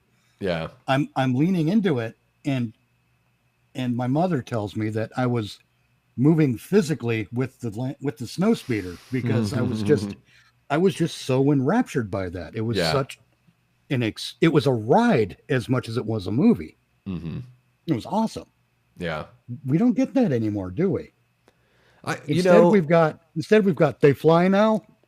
sure. Yeah. As far as Star Wars is concerned, we definitely don't get that. I will say though that, when the 2018 Halloween came out, like I do really enjoy that film and I really enjoy, I feel like it's the closest anyone's gotten to portraying Michael and showcasing Michael in a movie since the first one. And throughout that Yes. whole movie, I'm looking for him in the background, and I'm doing those things that I do when I watch the original. And the way they, certain shot, like when he's killing the mechanic in the background while the podcaster is talking to the guy at the front counter, and little do they know that Michael's back there Right. committing a brutal murder. Like really, like, those are things that even though I was, sitting there as a grown man, what I was in my mid to late 30s when that came out, like I went and watched that movie like 3 times within the first 2 weeks because it made me feel.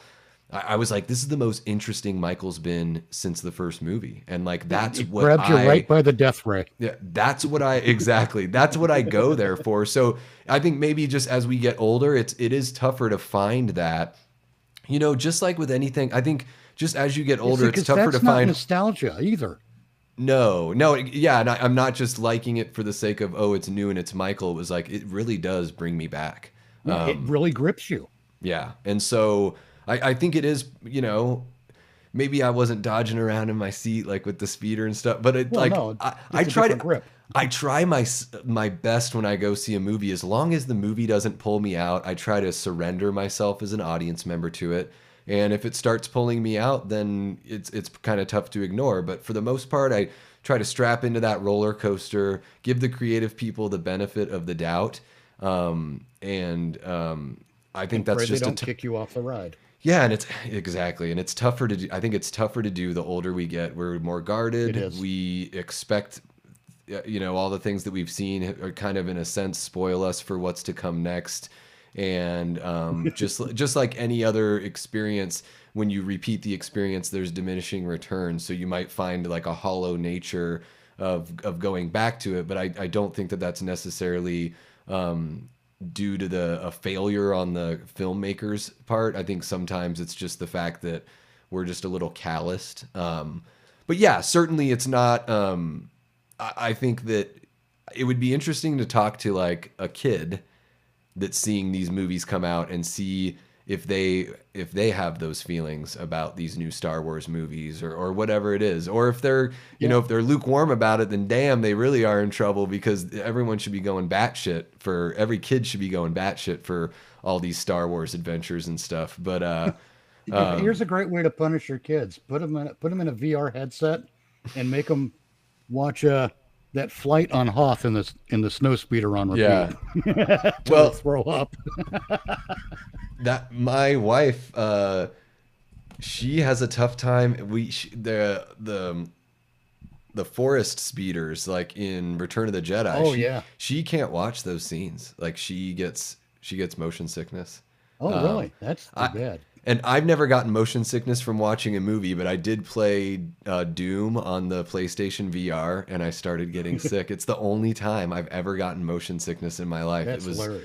It came totally unexpected. Like my mouth started to like salivate, and I was like, I Yeah. told my buddy, I'm like, dude, I think I have to take this off or I'm gonna puke. And I was having a damn fun time. My brain and my stomach were like, at odds with each other.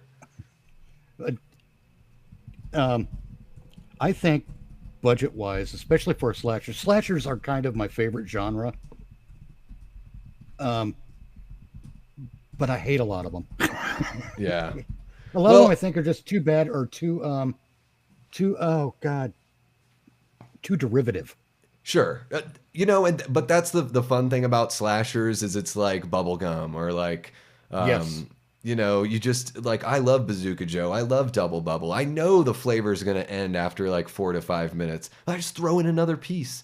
And so as Yeah. long as you're having a fun time and as long as the movie isn't trying to act like it's something it isn't, like I'm so into it. And, I'll watch Slumber Party Massacre. I have a blast watching Slumber Party Oh, Massacre. And sleepaway camp. yeah, exactly. And there are legitimate things in Slumber Party Massacre that are creepy, but for the most part, it is that sort of derivative, almost like cash grab, but there's something really endearing about it. And I think with slashers, it's like, just don't waste my time. So give me an hour and a half, give me some fun kills, give me some TNA, or if not, then the characters should be really funny. Hopefully there are some funny characters anyways. But yeah, I did a stream with another YouTuber a few weeks ago, and he was like, what's your go-to franchise? And I told him, I said Friday the 13th. Like, Halloween's my favorite franchise, but my go-to, like, I'll just put on any Friday the 13th. I don't even really care. I do have my favorites, but I can put on one that's not really my favorite. Do some dishes, walk around the house, like, Yeah. catch a few minutes. I'm always going to have fun with it. And I think think I that's the would thing about answer slashers. I think I'd answer that the same way. Yeah. Michael Myers is my favorite slasher, but Jason Voorhees as a property has been treated so much better. I kind of view the first movie as the intro into that world. 2, 3, and 4 are sort of the Jason Voorhees Oh my gosh. trilogy. Yeah. I mean, they didn't try to do that, but you can see it that way if you choose to. Well, they take place like 3 days there. It's basically yeah, three or 4 days, right? Yeah, they take place back to back until Jason gets killed in part 4. And then 4, 5, and 6 are the Tommy Jarvis trilogy. Exactly. Yeah. And I think here is where they broke Friday the 13th a bit. I'm not saying these movies suck. They're good, but they're the further adventures of Jason Voorhees. You Yes. know, but they're not. There's no connectivity between them except for that guy's got a hockey mask. It became a gimmick after gimmick after gimmick, which is what like Leprechaun ended up doing too. They sort of followed that suit of like, well, let's just put this character in this different, like, we'll have him fight this girl that's kind of like Carrie, and then we'll put him in Manhattan kind of, and then we'll put him in space, or we'll make him go to hell first, and we'll put him in space. Yeah. So we'll turn him into a Deadite, which actually Jason Goes to Hell, other than like the music is really jarring and terrible to me, like that awful like keyboard synthy like percussion is so I'll bad. tell you the one thing I like in that movie, in Jason Goes to Hell, is Creighton Duke. Creighton Duke's great, and I also really like the guy, like the main hero guy he's the nerdy guy, but he still wears a Letterman jacket, so I guess he got it from Yeah. band. I really like him. Like that move that he does where he like jumps over the handcuffs and grabs the gun. Like there's some really fun stuff in there, and I don't think that I don't think Jason Goes to Hell gets credit for any of the things it does well. I think it gets trashed for all the things that it should rightly be Get trashed trash for. forward. I But agree. I kind of like the whole Evil Dead thing coming into there because I'm a huge Evil Dead fan. Which again, talking about keep budgets reasonable, Evil Dead has Oh, knocked no that out kidding. of the park, Well, and they don't have a bad movie in the mix. right. You know. I noticed you mentioned that on that stream you did, Mm-hmm. and you're absolutely right. Evil Dead is, in a way, it's a miracle franchise Mm-hmm. because it's never a super huge budget that wrecks the movie. Mm-hmm. And you got to give Sam Raimi, Bruce Campbell, Rob Tapert, and all of those guys. You got to Absolutely. give them credit for doing it right. And credit for holding on to the property Yes. and picking people that they know are right for it. You know, I think that's one of the advantages that Evil Dead has is the same three guys have owned the property since the very Yep. beginning, and Evil Dead's been able to, you know, cross these genre lines, but still every one of them feels canonically within the same world. I really Yes. liked the TV show too. I thought the TV show was a Oh God. really good extension, and that could have fallen flat on its face, but there's just something about No, those I don't guys. think They're it so could have. charming. I don't think it could have because Bruce Campbell is one of those guys. Yeah. Everything he's in, he elevates. Mm-hmm. Yeah. I mean, Burn Notice would not have taken off like it did without him. Yeah. Yeah. I like that That's show. that's not the shit on the other guy, Yeah. But Jeffrey Donovan, because he's a mhm. fine actor. Yeah. He's a good Yeah. actor. He does a good job there. Yeah. And the you know Dana Lorenzo and what's his name, Ray, I'm forgetting his last name, Ray Santiago, as Pablo and Kelly in that TV Oh show. yeah. They, I mean, talk about, you know, expanding that universe and bringing in people that are just as entertaining and memorable as Ash, which is a really tall order to put two people next Oh to Ash and shit. have them be memorable, you know? You know what I think was a masterstroke in in that show?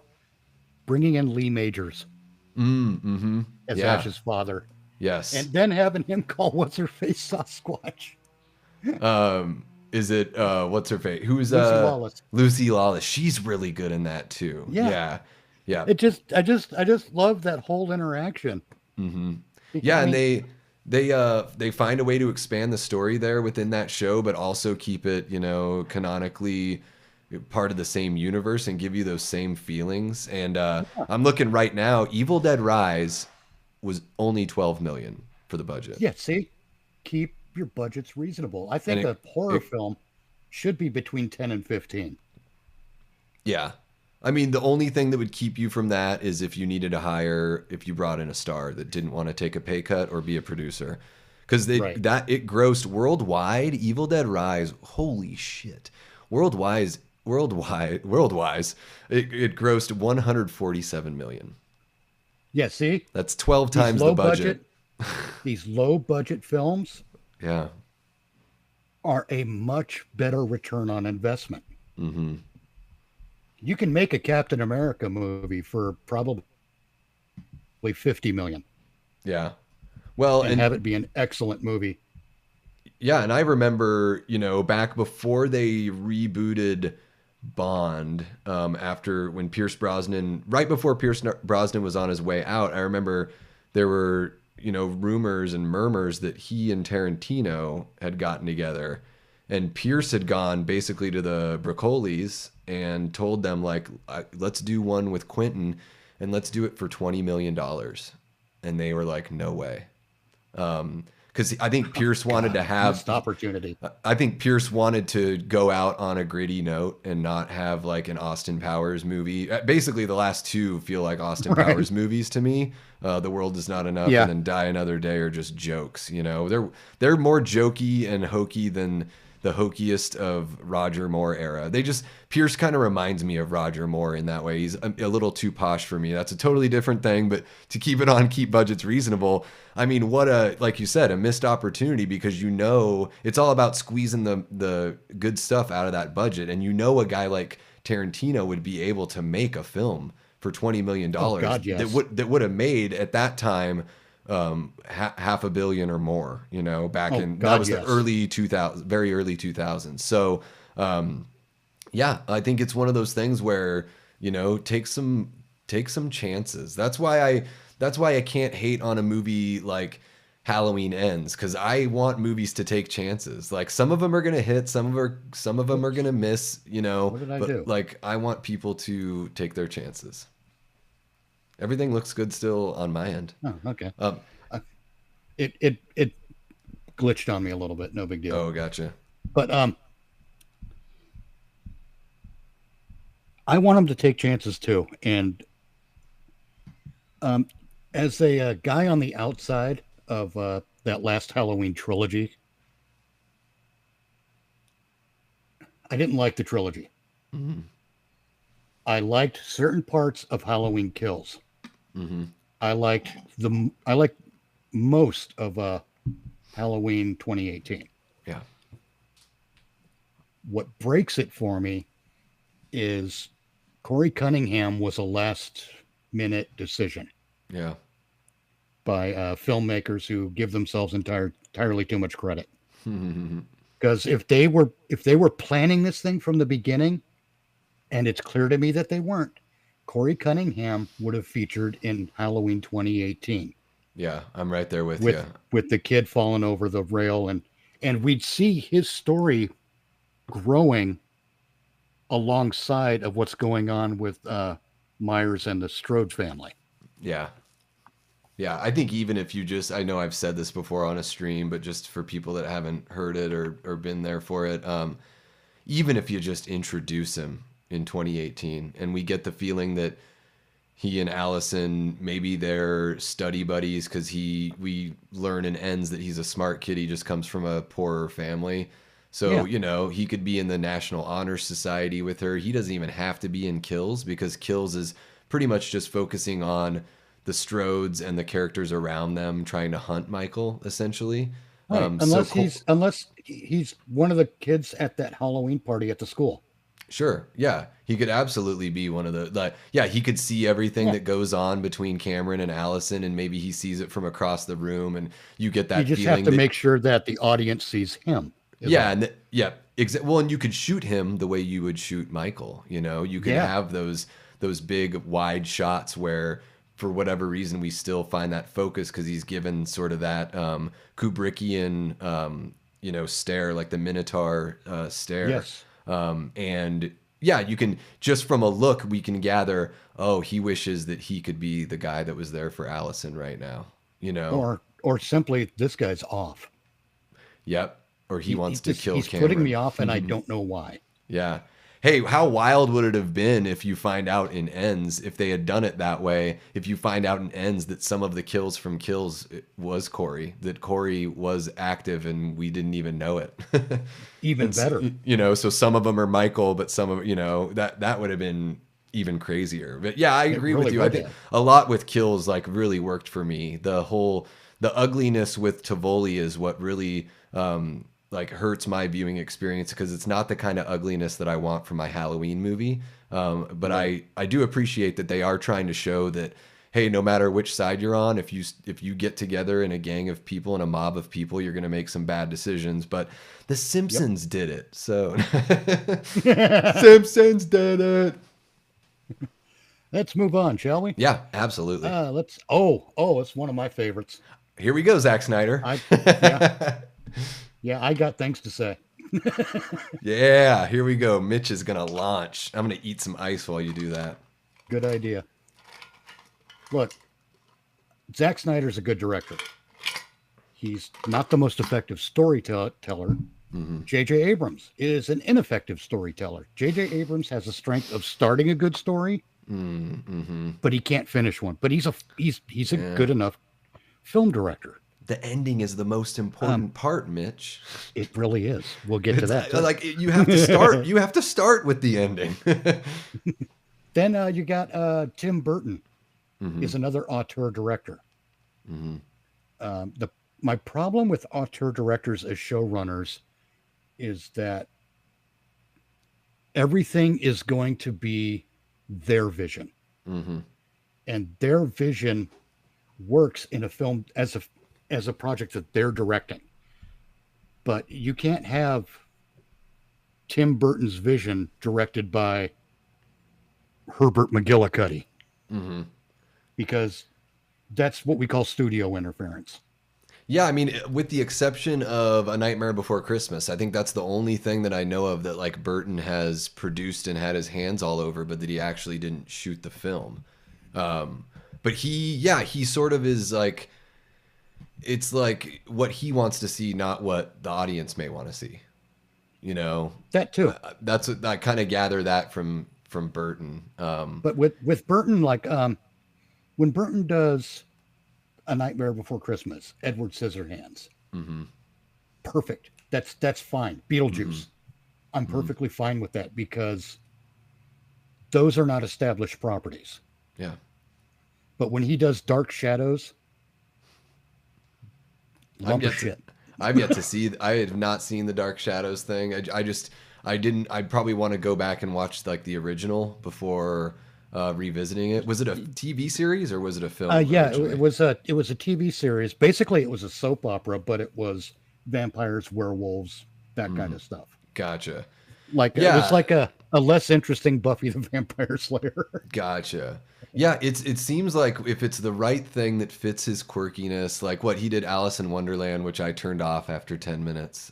Yeah, Man, they really hit you over the head of like Alice is just Willy not like Wonka. any other girl, and I'm just like, fuck, this is so lame. Yeah, Willy Wonka, totally unnecessary. Don't need it. Looked really weird and plasticky. Like everyone in that Yeah, film looked like almost like he wanted to do it as an animation, but just like didn't go that route. His I don't like his Planet of the Apes at all. neither do I. I thought that movie was abysmal and a dreadful experience. But I love his Batman movies. I really like as I far don't. as properties that he didn't do. I mean, he's got definitely Well, in Batman Returns, it's more Tim Burton-y, but I feel like with Batman '89, he is about as reserved as you're going to see Tim Burton be yes, in a yes, film. it kind of works there because um, Gotham is that kind of a dark place. Hmm. Its tone is dark like that. Yeah, it seemed like he understood, you know, what kind of brought Batman back in the 80s, and he Yes, really understood those comics, and he wasn't looking at it as more like this is what I want to see. He was like this is what every fan of Batman wants to see now. We need to usher in the new era and bring it out from the 60s and to the modern age. right. Yeah, his I mean, even Sweeney Todd, I think he does a good job. Like, I think that movie looks really good, and it's a movie that, yes, it has Helena Bonham Carter in it, and Don't get me started on that. and Johnny Depp. But I think other than that, I think Burton does a good job of doing the job in that movie. But certainly, it's not his strong suit. Doing the job is not Right. his strong suit. His strong suit is Is doing his job, look at my if you wild know what I mean. vision. Yeah, Yeah. exactly. Whereas I have the same complaint about Rob Zombie. Actually, Oh God, he's an auteur director. yeah, His everything's white trash hmm, and sweary. yeah. And he did get And better Sherry with Moon Zombie. yes, and he did get better with like, and maybe it's just about hiring the right cinematographer. But as he went on, it felt like his movies started to look a lot better, a lot more that the is it Lords of Salem? Is that the one in the apartment with of course Sherry Moon's in it?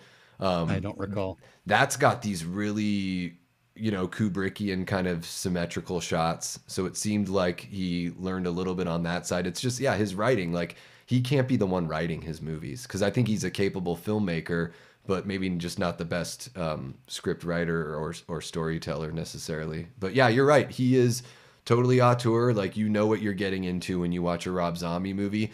Right. And not that the '03 Chainsaw remake is bad, but maybe he's just more suited for a franchise like Texas Chainsaw than he is for something like Probably. Halloween or maybe like Hellraiser, something, like just something that's a Now, little more. I think Hellraiser weirdly. I don't know how to say this without it sounding snobbish, Go and that's ahead, not my intent. be a snob. Snob it up. But Hellraiser, I think, is a more intellectual movie. I Hmm. think it might be as a franchise. Even I think it might be too intellectual for a Rob Zombie film.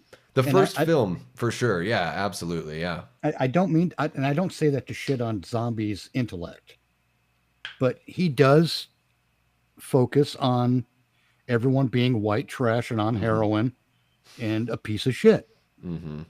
Yeah. and my problem is that with something like Hellraiser, the Cenobites are fucking mean and Yeah. cruel and harmful and oh, how much fun they're going to have causing you pain. Hmm. But they're sophisticated, you know. Yeah. They're not shouting at Sure. you and not in your face in that way. They're more Yeah. like, come with me. And I like to kind of It's make fun of time. I like to Pinhead. It feels like in Hellraiser 2, there's a couple times where he's like, wait. And I'm like, why is he saying wait? Like, why is Pinhead like pulling back here? But it's sort of like, he's like the orchestrator of it all. Yeah, Yeah, I really like those first two. I mean, that first Hellraiser is just, it it's is awesome. like, God, I wish like Edgar Allan Poe could come back to life and read a story like that. Cause that to me is Oh almost an God, extension yes. of like the kind of stories that he would tell, which really were sort of like almost like Well, they morality were. stories that veered into a really dark place, Oh yeah, they were horror stories in their own Yeah, way. yeah. There's the gosh, what's the one where the guy gets like tied up and they like gets like a brick wall built in front of him. Oh, What that is is a cask of Amontillado. Yeah, that is such a creepy, Well, awesome see, and like look, let's look at that for a moment because you bring up a great thought here. That is a very human story. hmm Um, what was the line? The guy's name was Fortunato, who got bricked up hmm in the wall in the wine cellar. He's like, I'll see And you at the Plaza or whatever it was. He keeps on well, yeah, saying there was that, like, right? yes, but what about the wine? What about the party? It's like, yeah, we'll get there. I got to show this to you. Hmm. And the reason the guy did that to him was because Fortunato had insulted him. Mm, yeah. That's it. That It's was all the like motivation he needed. it's like the Tales from the Crypt kind of did stories like that, the Yeah. where you just yeah, really like one-off creepy just they just give you the shivers. I would read those Edgar Allan Poe stories as a kid and they just it's Oh, like I they didn't even creep. really But see, understand them, but they creep me out, I was just like, that's what's the going thing, man. on? Horror, I think, is not in the splatter as much as it is in the creep. Hmm. Yeah. And without the creep, all you've got is torture porn. Yeah, and like you're saying, the human thing, like just showing the darkness of humanity is, Yes. what And people are willing to do. the best part, Jason Voorhees isn't always the darkness of humanity in those stories. Hmm. Sometimes it's going to be somebody else. Hmm. And and it may not be a murderous darkness, but if it's like the mean girl archetype, Sure. Yeah. that's a Part darkness seven. worth exploring. Yeah. Part seven. The mean girl. Yeah.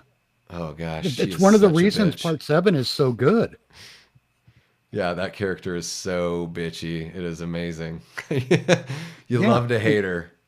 and auteur showrunners, um, they should stick to their, I hate saying it that way. It sounds wrong, but they should stick to their projects I because think that's they are yeah. artists. Yeah.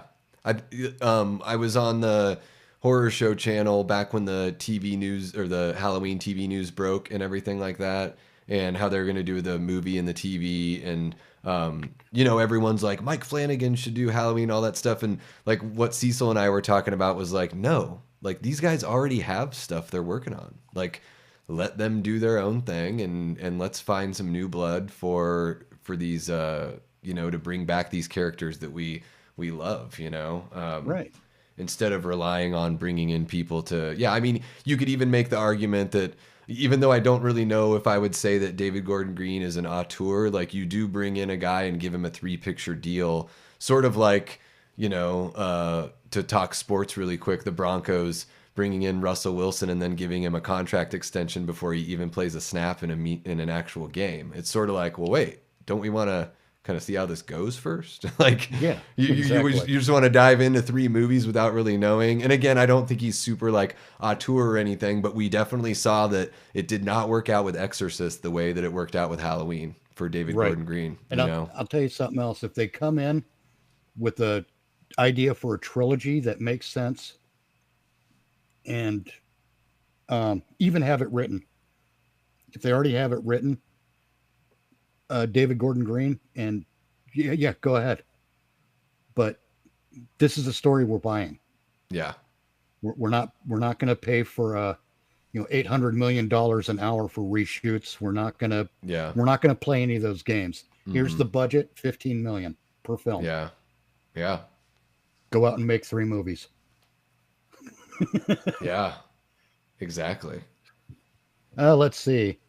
But yeah, that's why auteur directors they're not good for being showrunners. You don't put them in charge of the entire universe. Hmm. Like you commented on my idea on how to do Halloween going forward. About using my idea was to use the Michael Myers story as the anchor because there's no getting away from that. Hmm. You can't make Halloween without Michael Myers Yeah. because it'll just piss people off. So you give them what they want. You give them that Michael Myers story, but then you plant seeds in that Michael Myers story, like they did with Charlie Balls in Russellville. Hmm. So hey, Yeah.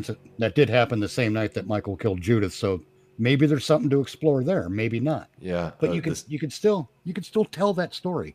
Yeah. A And similar entity and all that. Yeah. the trick is to keep the Halloween franchise all in one universe, and you could tell any kind of horror story. They just take place in different areas. Yeah. Yeah. There could I be, I think that whole idea of like maybe Haddonfield is like a place that just has, there's something, maybe something, it has some dark history and that's where there's just this evil that's sort of bred there or sort I of don't think I'd go that resides route. there. When I say I mean Halloween Haddonfield would be my Michael Myers story, Hmm. and I've got 3 trilogies worth, but only I had two, but a third one occurred to me in the middle of things. And I'm like, ah, shit. Hmm. But Halloween Smith's Grove, Halloween Mill Creek, these are all Hmm. places that were mentioned somewhere in the Halloween franchise. Yeah. Halloween Russellville, Hmm. and they're just different stories that take place in different towns, and they don't all have to be slashers. Yeah. Yeah.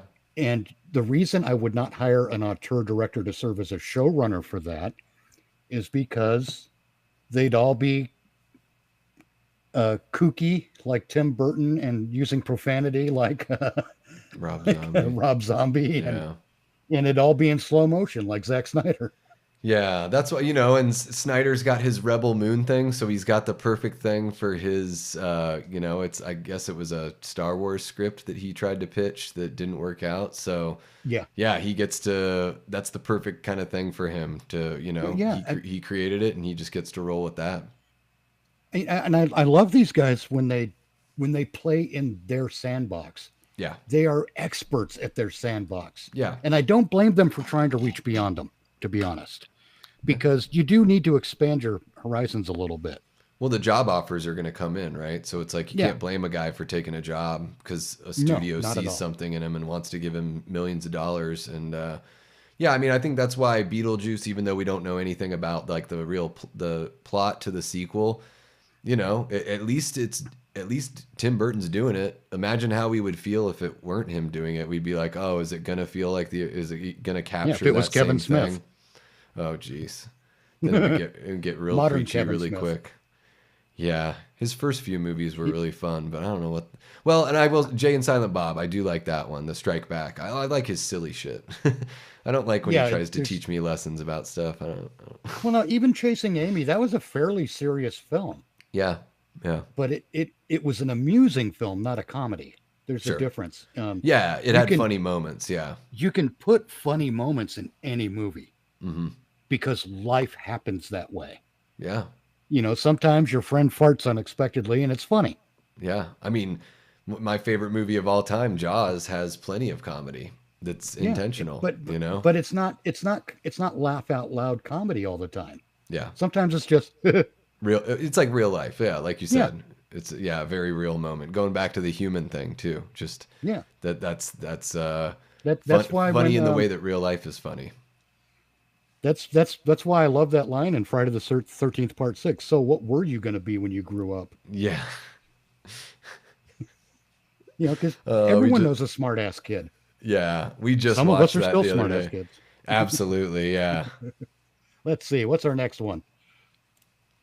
Oh, no bait and switch. This is a short one, I think. Yeah. They got to stop Um, doing this one. They can't let go of that. no, they can't.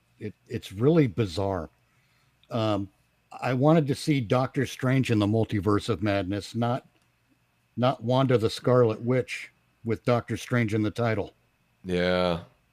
You know, Man, couldn't even tell if wouldn't even have guessed that that was a Sam Raimi movie other than a couple tiny things in there. I felt like I was like, why was he hired for this? Like, yeah. I think the studio had their middle finger aimed at his giggle pit. or yeah, or they were just like, yeah, sorry that Spider-Man that you didn't get to do your fourth Spider-Man. We'll give you a paycheck if you come back and do this Doctor Strange movie. Maybe, but Yeah, no, there's and a that, lot of bait and switch movies out there. Obi-Wan, the series Obi-Wan, yeah, was more about not Obi-Wan, but that Sith Inquisitor gal. mm-hmm, yeah, And that's a missed opportunity because when you look at what Obi-Wan has gone through up to that point in his life, mm-hmm, part of a religious order for his entire life, essentially. mm-hmm, Um, that religious order is utterly destroyed, and it is part of the reason why is because they adhered so strongly to what they believed. yeah, An Obi-Wan series, streaming series, should have been more about Obi-Wan's crisis of faith. yeah, That would have been so freaking awesome yeah, to yeah. see him. He's He's I, running I for his give up. life, and yeah, I gave up being a Jedi Knight for 13 years before I came to my senses. You know, yeah, and but what they did do right though, I think, was when Obi-Wan fought Darth Vader and Obi-Wan realized it was Anakin. mm, The way they zipped in and out of Vader's the voice and voice thing, everything. Yeah, that was freaking awesome. I loved yeah, that. yeah. That look and everything is really good too. They even did that in the Rebels cartoon. That similar, Yeah, broken mask kind of thing when Ahsoka when he fought realizes that Ahsoka. it's him. Yeah, I thought that was like that's more powerful than any of the moments in any of the prequels right there. And it's Right, a but cartoon that, you know, the story they told didn't have the legs to stand on for a season of streaming. mm-hmm, A crisis of faith story would, mm-hmm, because that gets intricate. There's a lot of nooks and crannies to explore in the human condition when it comes to a crisis of faith. yeah, And that's going to be interesting. yeah. Oh yeah, for sure. Yeah, just dealing like trying to come to grips with everything and Right. his powers diminish and all that kind of stuff, and also just the fear of anyone finding out who you are, because they're, you know, Because there are hunters out there. yeah, yeah, the penalty is death. So yeah, I think that whole bait and switch thing, that's just a big, um, you That's a know, big tr- middle finger to the audience. yeah, and it's also like we know what's good for you, and we want you to like this other character. Like, the old characters are fun, but let's like usher in this new thing, and you'll never even notice, that that's what's Oh, going on. And it's like, oh man, oh yeah, we will. yeah, You know I, how when they say stuff like, "Oh, we want to introduce the property to a new generation of," you don't have to, yeah, because these properties are Friday the 13th, Halloween, A Nightmare on Elm Street, Star Wars, Star Trek, Raiders of the Lost Ark. They're all these well-known Back to the Future, yeah, well-known huge properties, and our generation has already showed to our children these properties. yeah. They're You timeless. don't, yeah, you don't need to reintroduce them. Yeah, That's yeah. that's that's a conceit that needs to go away, I think. they're absolutely timeless, and I even think maybe it's a little bit more of like a story bait and switch, like the way that Star Wars sequel trilogy went. Like I was feeling really good about where the Force Awakens was taking us. I realized that it's a launch pad and that they went back to familiar territory, but I thought that there could have been a couple really good. I thought the next two movies could have been better. And Oh, then, I felt like story wise and how they wanted to handle Rey's character, Ryan Johnson made that a bait and switch just of how her story was going to unfold. Because I yes. had no problem with Rey in The Force Awakens, and I was really looking forward to getting to know her a little bit more. But then Ryan Johnson's like, no, actually, nothing's going to happen in my movie. And you're like, what? Yeah. Like that's the story? And And he people are giggled still about it. defending it, and it's like, look, it looks great. I mean, the movie looks and sounds beautiful. There's Oh yeah, nothing it's wrong pretty. with what they did with the cameras and the crew and everything. It's the script is just it's a nothing burger. It is almost like a Fury Road remake because it's this space chase. And that idea of a space chase and like we're gonna run out of fuel. Well, guess what? If you shut off the engines in space, you keep on going the same speed That because too. it's space. So like, Because I, there's no force acting against you. yeah, and I know that it's not science fiction, it's fantasy, but come on, if we got these giant Yeah. spaceships, I just felt like the whole the Last Jedi, even they bait and switch a few different things. Like we're supposed to really like Poe Dameron and the Force Awakens, and then in the Last Jedi, it's like the only reason why Holdo doesn't want to share information with the best pilot that they have, that's what's been established, is just because he needs to be taught a lesson. And I'm like, Yeah. you're a Oh shit. military leader and that's your reasoning? Like, whoa, like, what am I watching here? It As just if the hair felt, wasn't a giveaway.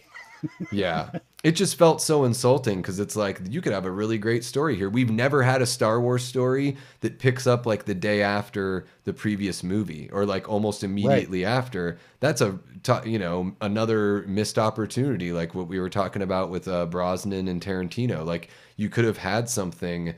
All the groundwork was laid from The Force Awakens for the next two movies to be better, and Disney pulls a bait and switch by giving Ryan Johnson the job because they know exactly what he wants to do, and he wants to divide the audience. He's been very vocal about that since before he was a star director, Yep. and then the whole like.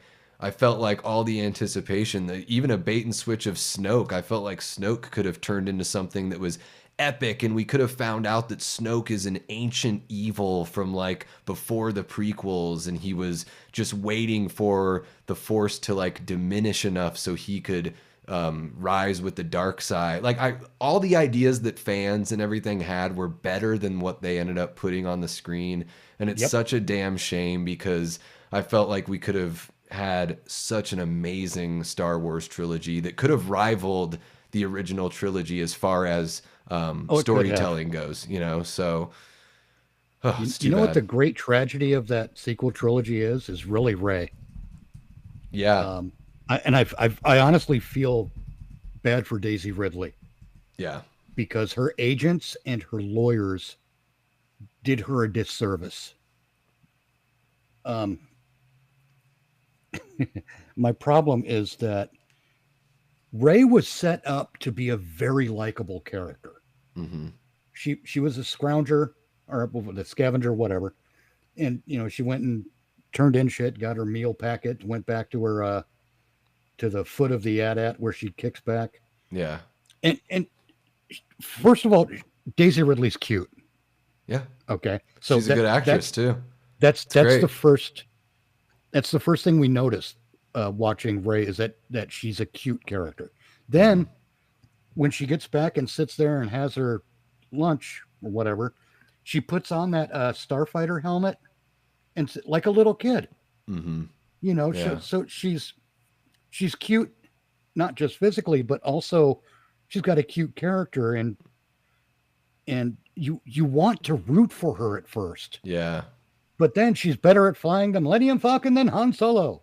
yeah, Then she's telling Finn not to take a hand, yeah. It's you true. know, and they ruined the character. They kicked the Yeah. character straight in the crotch hole. Yeah, like she was set up to be very much like Luke. Like she's got an imagination and she's got this desire to go on to bigger and better things and Yeah, find some and adventure in like her life, you know? the most important thing, um, for like the first 5-10 minutes that she's on screen, you want to root for her. Hmm. You want her to be the hero of this story, but then they just give you every reason to be annoyed by her. Yeah. And Yeah. again, J.J. Abrams. Yeah, and that's the thing too is like JJ probably should have just done all of those movies. That would have probably been the best chance. If they're going to bring him in, you bring him in, you sign him up for all three, you make him executive or you make him a producer and he writes the story with Lawrence Kasdan and they, And give you us the know. scripts before you start filming. Yeah, like Oh have wait, I the think that's I uh think it's on our list, isn't it? yeah. Yeah, I guess we could probably, man, oh my gosh, we've been at it for just over 2 hours and we're barely halfway Oh, through. let's barrel like mad. Yeah, I This think one, another thing too, really quick about Ray is she's supposed to be us, right? We're always supposed to relate with yeah, a character on screen, and so she's supposed like all of us, like we do our work, we sit down, we eat our food, we wish we had some adventure in our life. Boom, we get to learn that about Ray really quick. And before we move on, I just have to say that I love when the Simon Pegg character goes 1/4 portion. I love that. I'm gonna look at my chat real quick too. Cool. The last thing that happened in my chat was Tier said that messages should be subtle. I agree. Absolutely. Yeah, and Messaging in films should give you something to think about, but not tell you what to think. yeah, it should be movie should make you want to discuss. One of my favorite things to do after going to see a movie is talking about it with the people that I watched it with. I Yeah, mean, that and is, it's invigorating, It makes me and that's how feel you get to the alive. nitty gritty of the big issues, is by Yeah. discussing the minutia of the film you watch Yeah, and with your that's how, friends. as a creative person, that's how you build a fan base is you create the kinds of things that people want to leave the theater and go talk about, and they can't wait Yep. till they see the next episode. Yeah, you leave the theater, you hit the Denny's, you order the coffee, and you're like, dude. And the other guy's like, dude, I know. Exactly. you know, makes sense. I think that's pretty self-explanatory. We've kind of hit Your on that, right? Yeah. Yeah, I mean, your story has to make sense. Hmm. You can't just suddenly Lando Calrissian is Yeah. Oh, you can't have him suddenly I don't know, trolling a middle school for dates or something. yeah, or make it to where like I guess the reason why Ray was so good at flying the Millennium Falcon is because the Solo movie teaches us that the Millennium Falcon has like the LE or L337 is like in the Millennium Falcon, so it's not the pilot, it's the ship itself Oh, that's that's doing the horseshit. flying. So that's another Yep, thing that doesn't make sense because that's I'm that's calling how they bullshit. explain it. So they're basically telling you that Han Solo is a ship pilot because Yeah, it's all the Millennium Falcon doing it. It's a sassy robot. It's Bender yeah, from nonsense. Futurama that's flying. I just hate it when they don't make sense. Like I know you probably don't agree with this, or I have a suspicion that you don't agree with it. I think Michael Myers' motivation, and you need to know shit behind the scenes as filmmakers, and this is one of those things that I would put in place for Michael Myers, but it would never. Want to make this clear? It would never make it to the screen, at least not explicitly. This is to help keep your movie on an even keel. Um, I think it makes more sense for Michael Myers to return home from Smith's Grove Sanitarium after he breaks out to find it empty. So instead of um, trying to kill his family, he's actually trying to build a new one, but he's going to take out anyone who's going to get in the way. Mm. That's why he didn't try to kill Lori. I have a video on it. I go through the movie um, and I show you footage from the original Halloween that indicates Michael's not trying to kill Lori.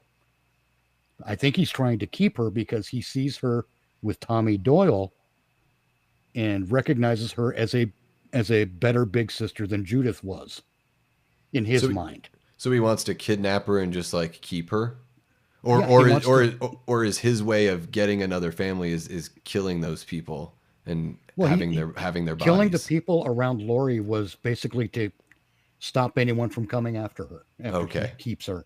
Okay, And gotcha.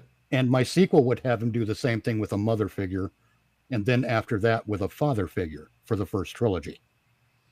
Gotcha. So does Um, he keeps them like prisoner? He like ties them up or restrains them so to somehow? speak, he keeps them in his house Gotcha. or somewhere. But imagine this. Imagine it's, the first movie ends with Michael disappearing from the front lawn. Or I think it was the front lawn of the Hmm. Doyle or the whatever house it Yeah, was. it's the Doyle house, right? Yeah. Okay. Yeah. He disappears when Loomis goes to look over the balcony. He's gone. And that's pretty much where the movie ends. Hmm. But suppose the next movie starts where Loomis is outside, kind of looking around for Michael, picks up immediately, like it does with the second movie now. It picks up immediately. But this time, when police start showing up and paramedics show up, uh, Loomis is like, the girl's in the house, but they go in the house and she's missing too. Mm. Lori's missing. And we don't see Lori again until um, that third movie, where we Gotcha. discover that Michael's been kidnapping these people to make his own family, to He's built a rebuild a little family family. for Yeah. himself. See, that makes sense Hmm. because if he goes out and tries to kill his family, you're not going to get more than 2 or 3 movies out of it. Yeah, if you're gonna go the brother sister angle, then it makes. I mean, even if you don't go the brother sister angle and he just wants to rebuild, put something together that in his own warped mind, Yeah. is a family. And Well, then I get how does that would that story end with him? He's finally assembled everything and he like takes off his mask and what falls to his knees or like where how would I don't you? know. I haven't worked out how that would end, but it would end in Michael's defeat, not in his death, but his defeat, because the second Gotcha. sequel I want to take place 10 years later. Oh, okay. And in that sequel, or in that, I'm sorry, the second trilogy, Oh, okay. and in that trilogy, he's he breaks out again, and he's going to do the same thing, except this time he's older, so he thinks of himself as a father figure instead of a child. So he Gotcha. goes again. He goes after a sister or a daughter this time, and a Mm. wife, and then a son. And I'll have to check out the again, video. again, he's defeated. I didn't go into great detail. You're getting about the same amount of detail here. But in the third trilogy, I haven't worked out the particulars because we never find out what happens to Michael's actual parents. In the Hmm. third trilogy, Michael discovers his parents are still alive, and he does want to kill them. Mm. So throughout these three trilogies, we still have that familial connection. Hmm. It's just expressed differently. Yeah. And again, throughout those three trilogies, we're planting seeds for other Halloween stories in other places. But anyway, Hmm. I think that makes more sense for Michael Myers than wanting to kill his family, because after he kills his niece and his nephew at the school in California, Yeah. Yeah. you know, And that's why I where's he think going? I just What's he going to do? Go back to Scotland? yeah, and that's why I always feel like just the blank slate idea of like, the way Carpenter would say he's just like a force of nature, that it's just Yes, something that he's got to do and it doesn't have a rhyme or reason. There's just something about that mystery that I think that's what right. makes But Michael so endearing. that's just it. We don't tell the audience that's what Michael's doing. Hmm. Um, I think we that's coming use up that in behind the scenes to keep Michael consistent throughout the trilogies. yeah. Is what we do. We don't really lean into his motivations, but they do express themselves through his actions on screen. Hmm. He's still not talking. I mean, he's not going to get one family together and be like, "Now let me tell you why I've gathered you all here tonight." Yeah, you're You leaving know, it up to the audience to kind of piece that together. Yeah. yes. And again, once the third trilogy is over, that's the end of the Michael Myers story. Just drop it. Hmm. Let him die. I think that's one of the best things they did with Halloween Ends was killing Michael Myers. It needs to die. And again, the only reason I want to restart it is because it needs to be an anchor for a Halloween franchise. Yeah. And I would restart it with very close to the original script, but it's just more contemporary. They Hmm. have cell phones, they have cell towers, and Gotcha. things of that nature. The internet, Yeah. Yeah. Modernize it. Yeah. yeah, but it's not for modern audiences. I want to make that clear because that's Hmm. bullshit. Yeah. No, But I see, hear you. then we have a story that makes sense, and well, we'll get to that next part. It just never made sense to me. He's going after Lori because that's his sister, and then, oh wait, suddenly he's got a niece. And it's a curse. It's a family curse. Yeah, Yeah, it just it turns into it gets having to weird. every film is like, well, how do we explain this? So let's just make it a Celtic thing. Because that would tie in with Halloween 3, Yeah. I guess. You know what would be fun, though? If we re edit Halloween 5, the Man in Black. The Man in Black, because we only get little hints of him in Halloween Yeah. 5. Hmm. But edit out the part where he's got that thorn tattoo. Mm. Um, Yeah. and edit out the shootout, the shooting and breaking Michael out of the jail. Hmm. Edit that stuff out. But what we come to discover later is that the Man in Black is actually Creighton Duke That's wild. going after a different killer this time. I mean, Creighton Duke had a personal thing with Jason, but Yeah. he was also a bounty hunter who specialized in serial killers. See, I thought you were gonna say that the Man in Black was Connell Cochran, and that Michael is Nah, just that's too one of obvious. Michael's just one of his toys, or that the mask is a silver I shamrock think that does something else. the Creighton Duke idea is what gave me the idea to keep the franchise all within its own universe. Yeah, that Now, would be what's our wild. next bit here? But your story has to make sense. Absolutely. It's incredibly important for that to happen. Otherwise, it's just Masturbation. what was it? The what was it? The Rise of Skywalker? Is that what that one was called? The third one. Yeah. Yeah, because Don't that's even just. remember it. Watched it once. Don't even Oh, remember it. look, we've been over this one, haven't we? Yeah, we'll finish this. Yeah, finish the script before filming. We've mentioned that a handful of times, and like I was gonna say too, with the make sense. I think this thing sort of works with both of those. Is, and I mentioned it earlier. Write your ending. Maybe it doesn't have to be absolutely the first thing, but once you have your genesis of your idea of your story, like and you know how you want things to, you know who your characters are and what kind of story you want to tell. Ask yourself how the story ends, find a Yep, really good ending for the story, and then go back to the beginning and figure out how you get to that ending in an economical way. And exactly. because I think that's a big part of finishing that script, and to even go back to plan for success number 2, which would be, the whole A/B thing. Write something for if it succeeds and there's an opportunity to sequelize it. Yes, Write some and make sure the ending works for that that option, and then also if it just needs to end. I mean, maybe the one thing that Scream 6 got right was Sam just putting down dropping the mask and walking away.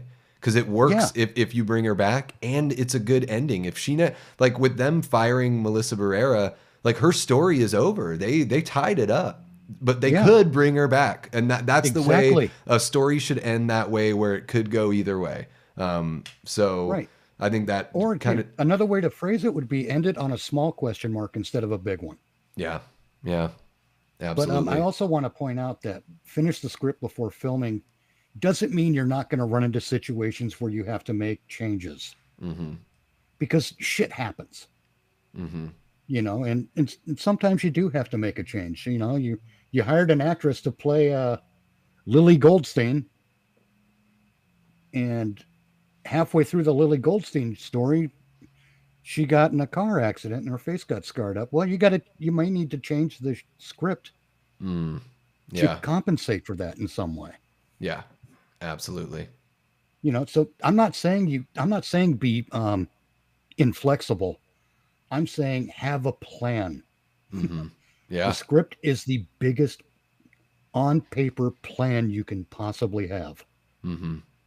Let's move on. 'Cause, yeah. Oh, we covered that too. It See, needs I to knew this would die. happen.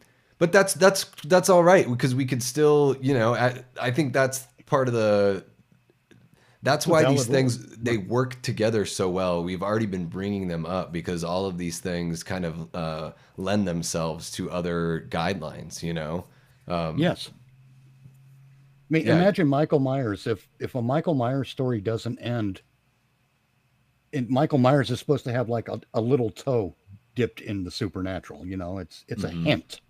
Yeah. um,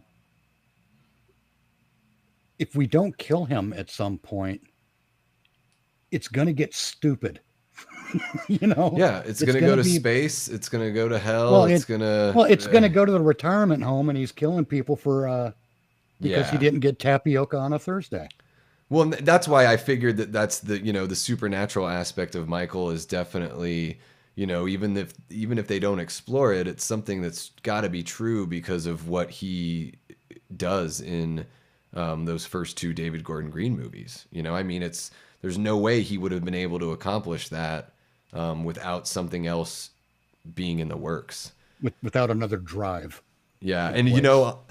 I thought with in the spirit of let the story end, I thought Lori was going to throw herself in that damn uh, grinder, that metal grinder, because I thought like, wow, what a that would talk. You were mentioning Shakespeare, like that would be like the most like Shakespearean way to end Halloween is that she Oh, no realizes that kidding. maybe she's got to go with him.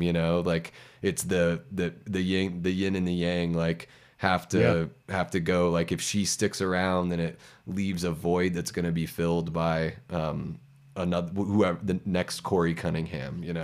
right. Let's see. Uh, oh, I got to do this right. There we go. Yeah, what? Three more to go, actually. Know what goes in the movie and what stays behind the scenes. We covered that too. Mm-hmm. And my Michael Myers story is not for the audience. It's for the filmmakers. Yeah. It's because you have to, I'll use Star Trek: The Next Generation as an example again. In their show Bible, warp drive makes you go faster than light.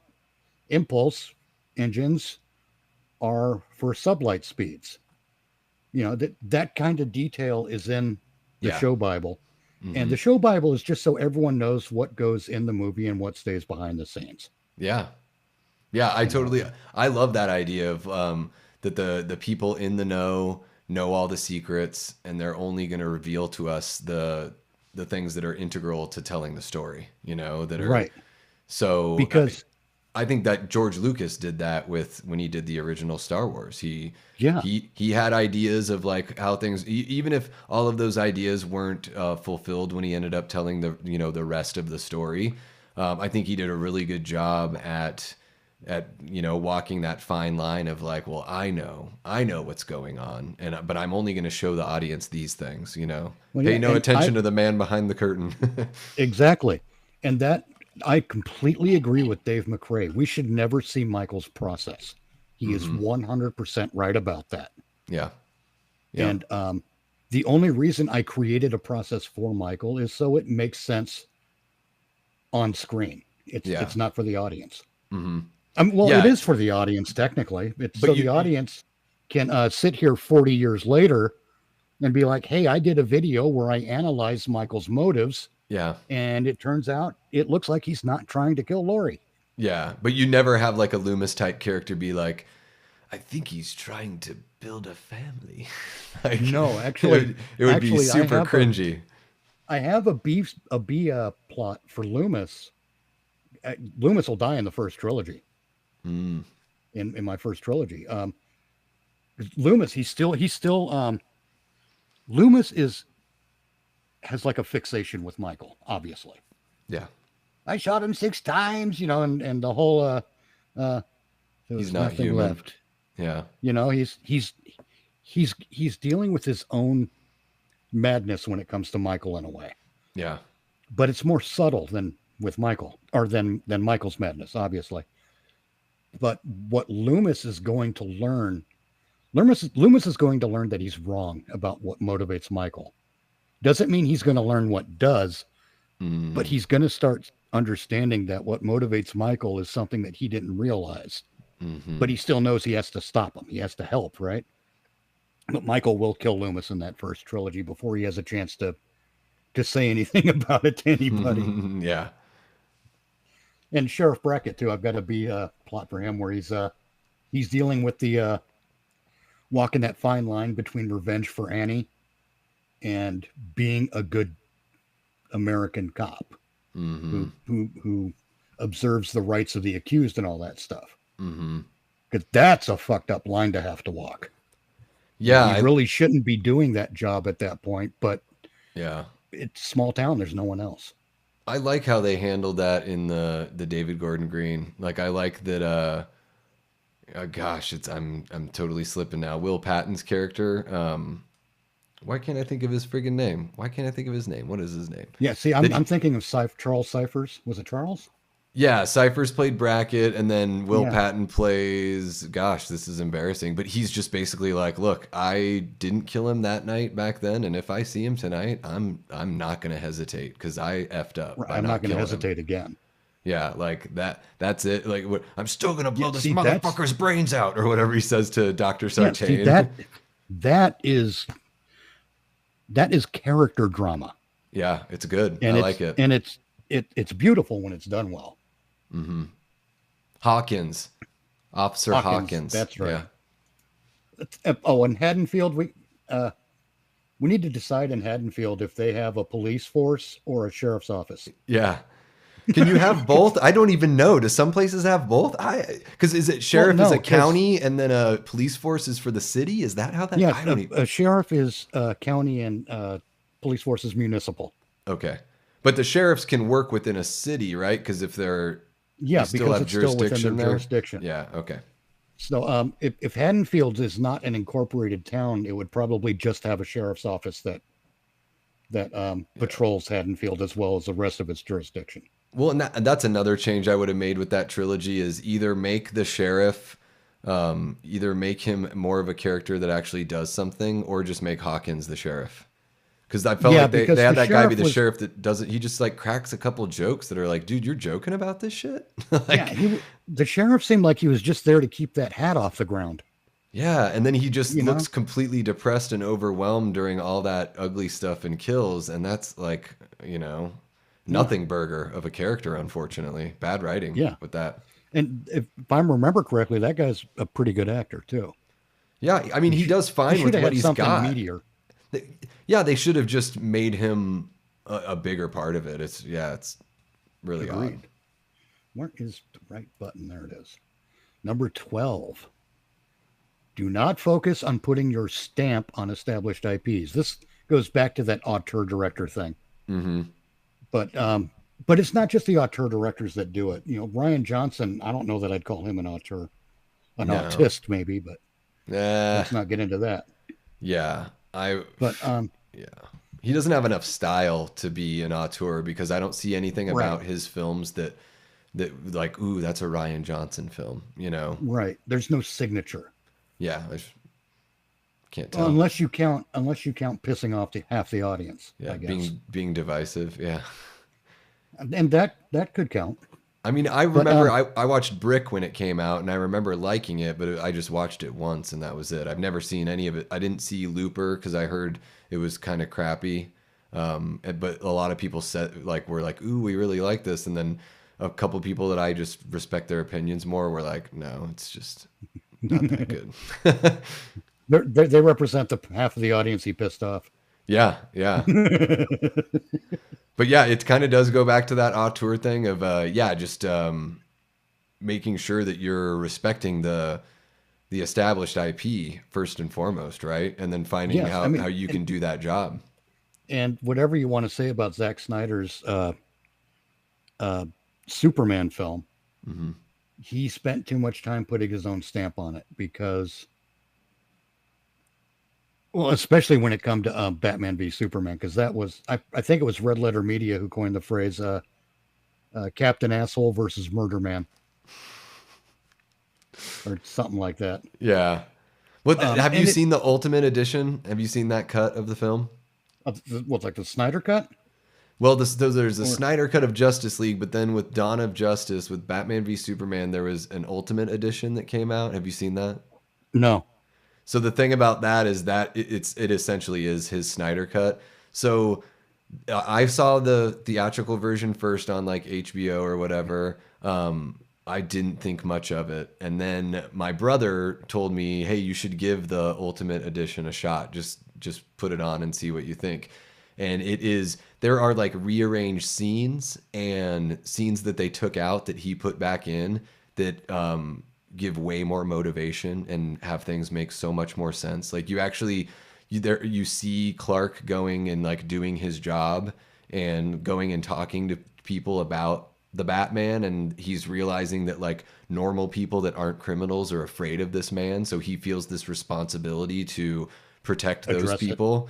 And he Yeah. doesn't Okay. that's it, he like doesn't like the fact that there's someone out there that's making people feel like they're potentially in danger. And just I don't know, there I know there are a couple other specifics, but it's one of the only times that you really see Clark doing his job in that whole in that series of films. And it is just way more digestible. It doesn't make up for, I think they kind of rushed things in the third act. I think they did a little bit too much in the third act. But in his defense, I think it's a way better movie than what they put in the theater.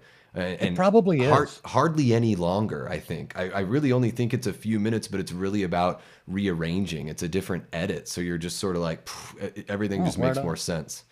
See, my issue with it is that, yeah, Batman, dark, broody, gritty, um, sort of the underbelly of society. Hmm. That's perfect for Batman, but not Superman. Yeah. Superman is bright, cheerful, and Yeah. hopeful. Yeah. And when you have a Superman that is none of those things, Hmm. a Clark Kent that is none of those things, it really just Henry Cavill was robbed. I Yeah, think. they never had him do like, as cheesy as it sounds, like Superman should like rescue cats from trees and like, Yes. he's a good Well, old American boy. Like he should, well, yeah, he should go be a Boy Scout. there. Which is it in one of the newer comics where there's like a kid on a baseball field by himself, so he like plays a game of baseball with a kid where he uses his superpowers to like play every position. Like, like where some kid that's getting bullied or that's just like lonely, he's there for them. Like that, not everything that Superman does needs to be like a world saving operation. That's going to be the And next point. and just to get those character moments, of course, in the grand scheme of your film, you want to have a bigger threat and something that's want bigger stakes, but we should also get some lighthearted moments, especially, yeah, like you're saying, with a character like Superman. I agree, they did not dive into that realm of his character at all in the Snyder You films. you want to know the weird part is I'm the guy who's defending Zack Snyder on a couple of points in Man of Steel. Mm-hmm. The first one that everyone's got a huge stick up their butt over him breaking Zod's neck Mm-hmm. like he did, and I Yeah. understood that. I understood why he did that. Superman has to learn for himself why he doesn't kill. Mm-hmm. The only way to do that is to experience killing someone. Yeah. And I get that. And the situation there, Zod was going to burn those people to dust. Yeah. Yeah, break his neck, save those people. They're more Yeah. worthy of living than Zod. And as much justification as there is for Superman doing that, it wrecked Superman. Yeah. Why? Because he's Superman. Yeah. That was like one of the few things they got right. Uh-huh. And I think there was something that I kind of picked up on, it's implied, or I mean, I'm just picking up on it, is he has that like pained scream, and it's like he he's an alien on this planet and he just killed somebody that's one of his own. So it's this Yeah, like the he's now missed the last. opportunity to connect with somebody that is like him. So there's Right. a pain. Now he's He truly didn't feel alone. good about doing it. Yeah, exactly. Yeah. So Yeah, it's layers, man. yeah, And absolutely. I And think it's actually well done. yeah, The and other that one, oh, go on. I was just going to say all that stuff about this character doesn't kill, that character doesn't kill. All that stuff to me is just kind of like hogwash because all of these characters have killed at some point in the comics. The only people that say that they don't kill are people that have just heard other people say that and repeat it. Like Batman used Right. to kill people all the time in the Golden or the Silver Age. I guess that's when he Oh, started. yes.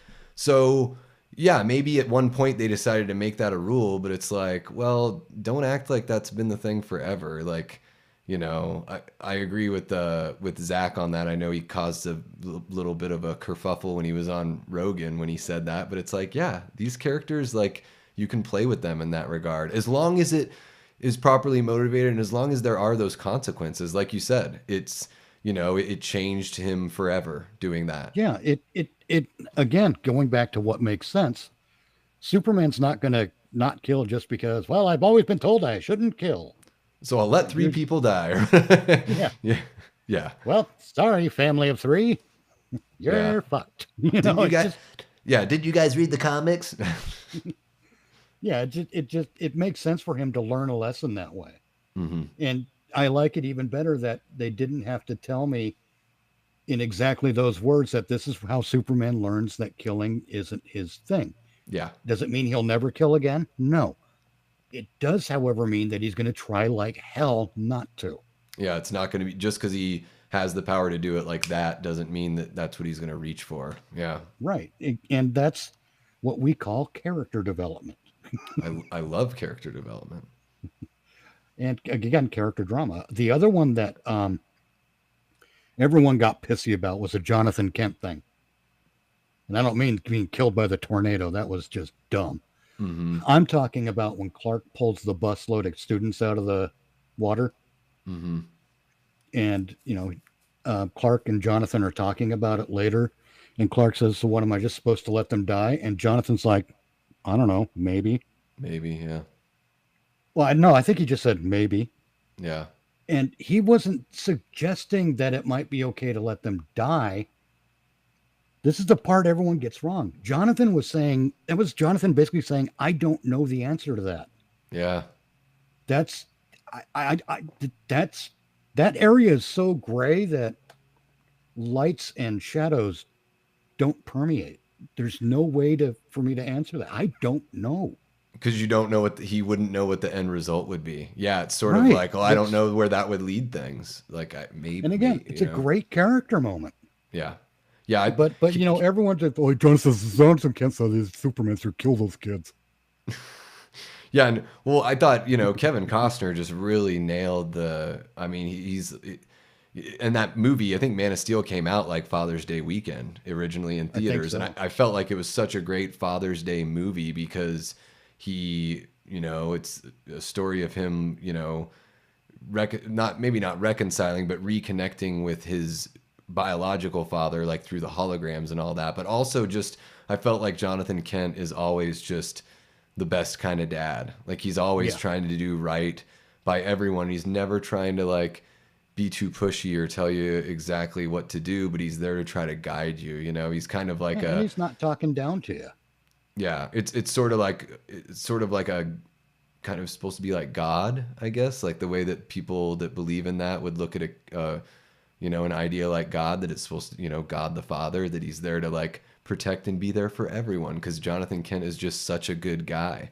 And is it Man of Steel, or is it in Dawn of Justice where he has like visions of his father on the mountain? Is that Man of Steel? I don't know if my mind's blending them. Man of Steel. Because there are like he has like those hallucinations or whatever, like some I sort of think that might connection. be in not Dawn of Justice, but Justice League. Okay. After he comes out of being dead. Yeah, and I really like that stuff too. There's just something Kevin Costner just plays it so like casually and naturally. It's Yes. and he's not always on point with all of his performances, but man, Jonathan Kent, when he nails it well. Yeah. The thing about Kevin Costner is he's never, I don't want to say never, but oftentimes he's not acting. He's just being Kevin Costner in a movie. Mm. Like George Clooney. George Clooney doesn't act. He's just being George Clooney in a movie. He always does that like loose kind of head. George Clooney's the George Clooney thing. We don't like I said, George Clooney's not an actor. He's a movie star. Mm-hmm. And I don't mean to shit on him for that. It's just a different thing. I'm just, making a distinction. My favorite role is him as Seth Gecko in From Dusk Till Dawn. I love that. Yeah, he's super fun. He was uniquely suited for that role. That movie is like a comic book. It's amazing. It is. That movie is an adventure. The line that he says at the end where he's like, Psychos don't explode when sunlight hits them. I don't give a fuck how crazy they are. Yeah. I also like when he says, I'm a bastard, but I'm not a fucking bastard. Yes. Yeah. Brilliant. Really, good Tarantino, shit. man. Or Tarantino and Robert Rodriguez. Damn. Yeah. Good shit. But when George Clooney played Batman, which Batman movie was that? I think it was Batman and Robin. Yep.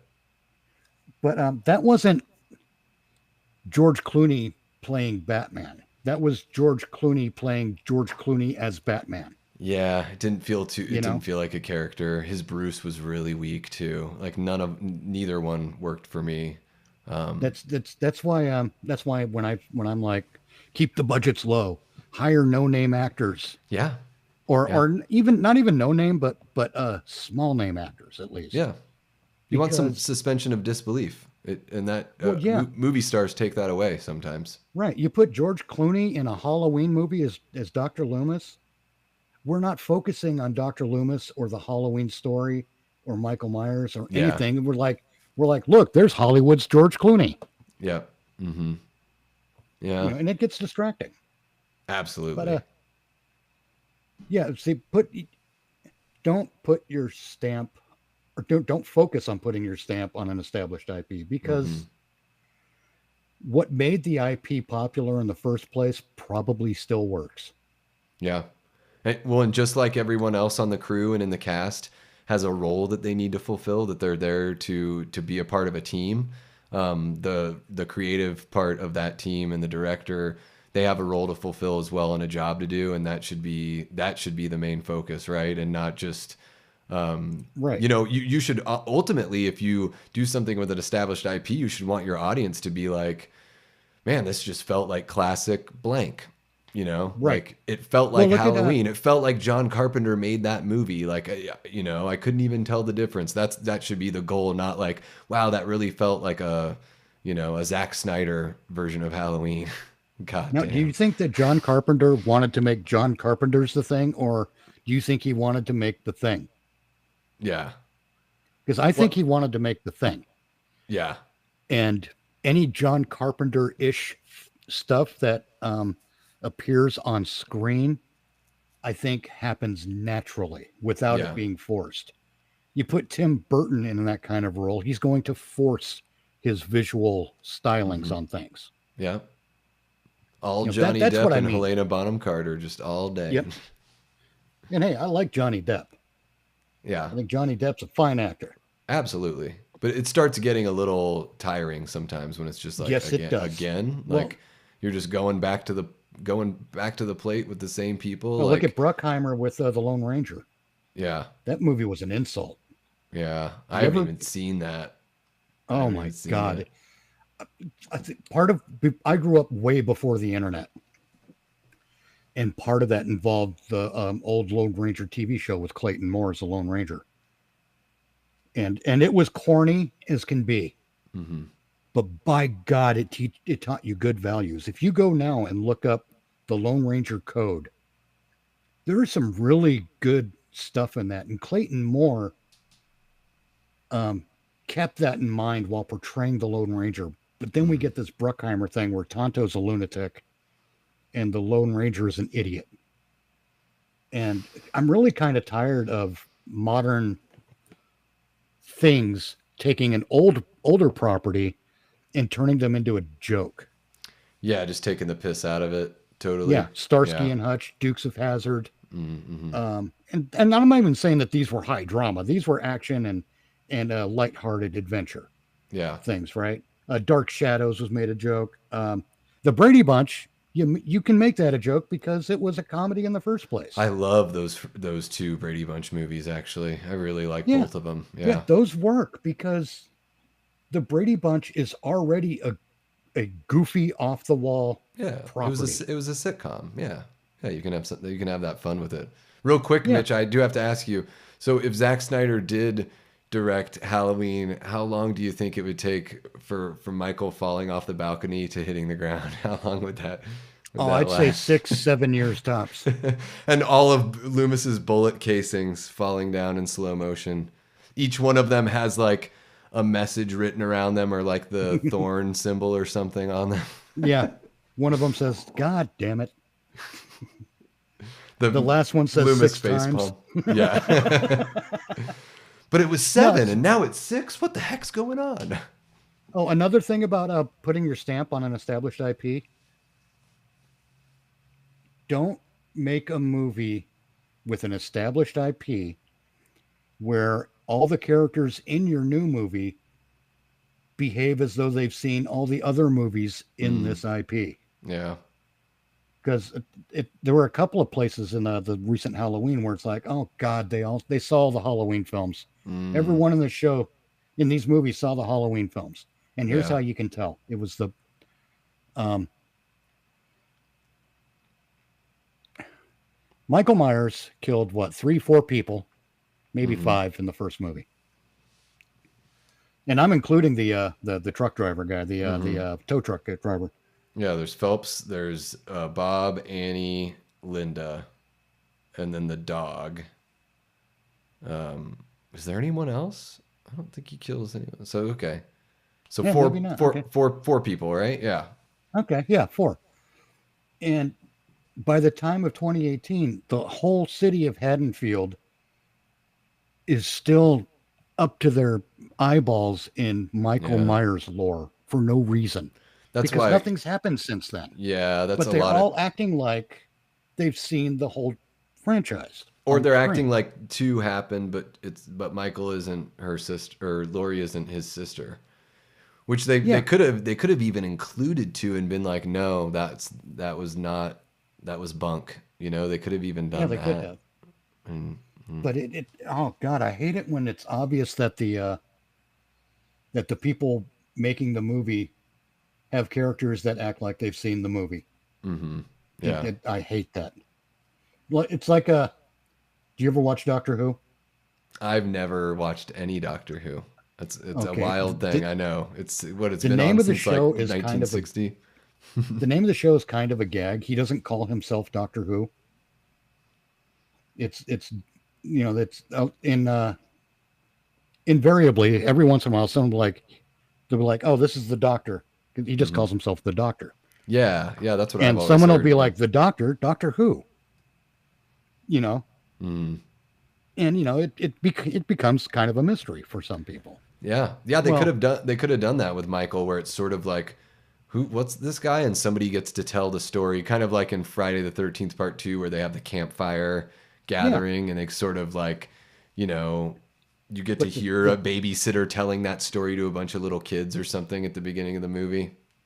right, but as Doctor Who got more taken over by bad filmmakers, they started referring to the Doctor as Doctor Who. Hi, I'm Doctor Who. Oh Like, yeah, no, that's not how you fuck you movie. like I get angry. you didn't even do the homework here. Like, what the hell's Right, going on? Yeah, exactly. Now that's let's why, I mean, there are plenty of capable, creative people that are fans, right? And I think that's why yes, somebody like Tim Burton works in the properties that especially the properties that he ushers in, is because I think ultimately he's, a very skilled and talented fan, you know? right. You know what? I always thought this would be funny. Um, remember, if you recall, I mentioned the unsolved mysteries inaccurate Yeah. recreation. Yeah. Jason Voorhees with the baseball catcher's mask. Mm-hmm. I always thought it would be funny. I wanted to suggest this to Vin as a short to do while they're filming Never Hike Alone 2. But just to have a fake recreation where everything is wrong, just as kind of a joke, where not only is he wearing a baseball catcher's mask, but every time he goes to kill someone, he says, "Hello, I'm Jason Voorhees." In that It's in like that Jack it, Webb Joe Friday kind of voice. it's like bad AI Yeah, interpretation of Jason yeah. Voorhees. And it turns out they could use that as the footage they use for every time they do a news story on a disappearance of cryptic lake, Crystal Lake. Yeah. Jesus, I can't word. I just think that would be hilarious. It's a bad joke, but I have a weird It, sense of humor too. it would make for a good little skit, right? You Yeah, know? but let's get to our last point here, shall we? Yeah. Know how to use escalation. Going to go back to Zack Snyder and Man of Steel because it's a great example of how it fails to know how to use escalation. Mm. The first Superman story in a new DC universe, a new world, a new Cinematic. reboot. Let's just Yeah. call it a new cinematic reboot. We're starting from scratch, Relaunching. so to speak. You can't just you can't go from zero to Zod. Mm. That's a mistake.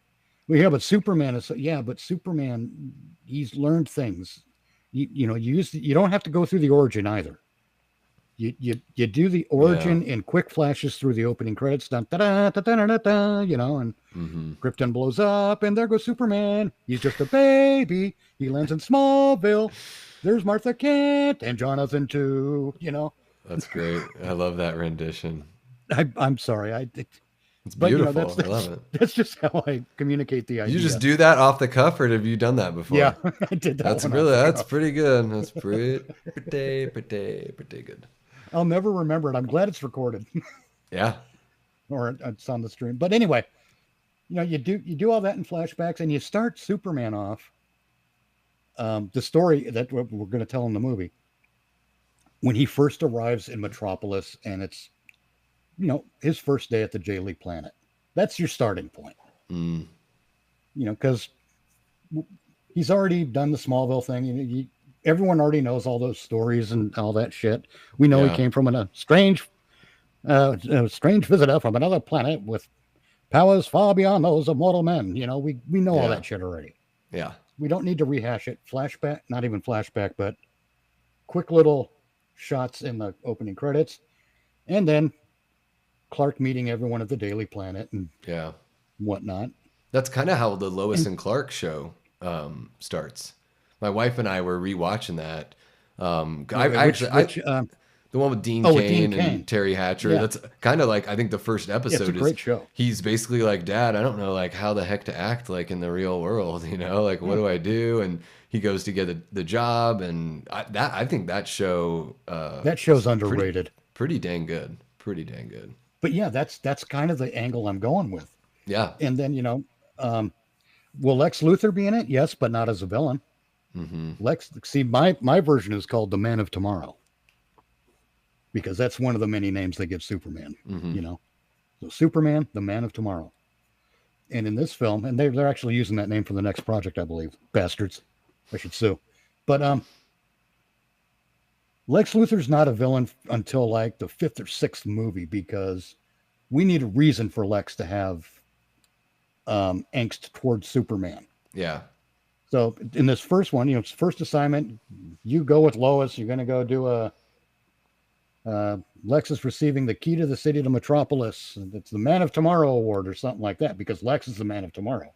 Mm-hmm. What Lex has done, we'll learn, is that he has largely using his own money. He's turned Metropolis around. He turned it from ghettos and slums and things like that into a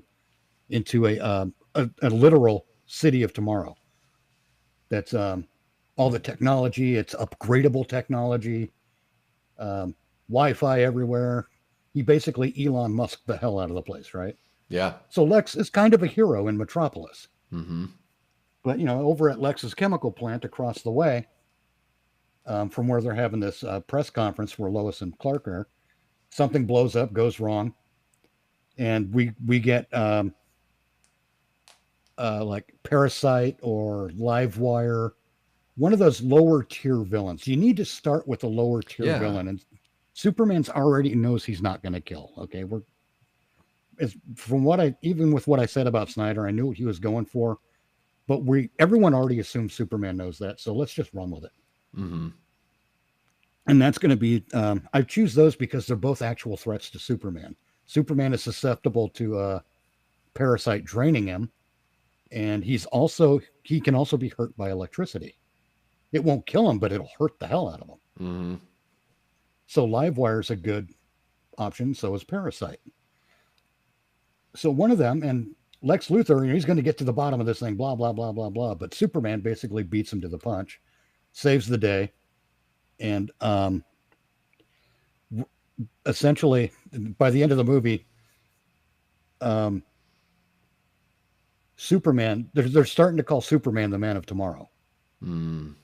And we need to lay a foundation for Lex to have a kind of jealousy. Meanwhile, Lex, Yeah. his background is he's a genius when it comes to material science and business. We're not going to do the typical uh, Lex Luthor has a real estate scam like they do I in every other hate. fucking movie. Yeah. Don't It's even get me it's started like, on oh Superman god, Returns. oh yeah, we get it. He's a disgruntled Century 21 agent. We know. Yeah. Ugh. But you start at a lower tier villain. The next Yeah. movie, you move up to like maybe Metallo Mm-hmm. with the kryptonite heart and the robot body. And maybe then we get to something that's actually earth threatening like Brainiac. Mm-hmm.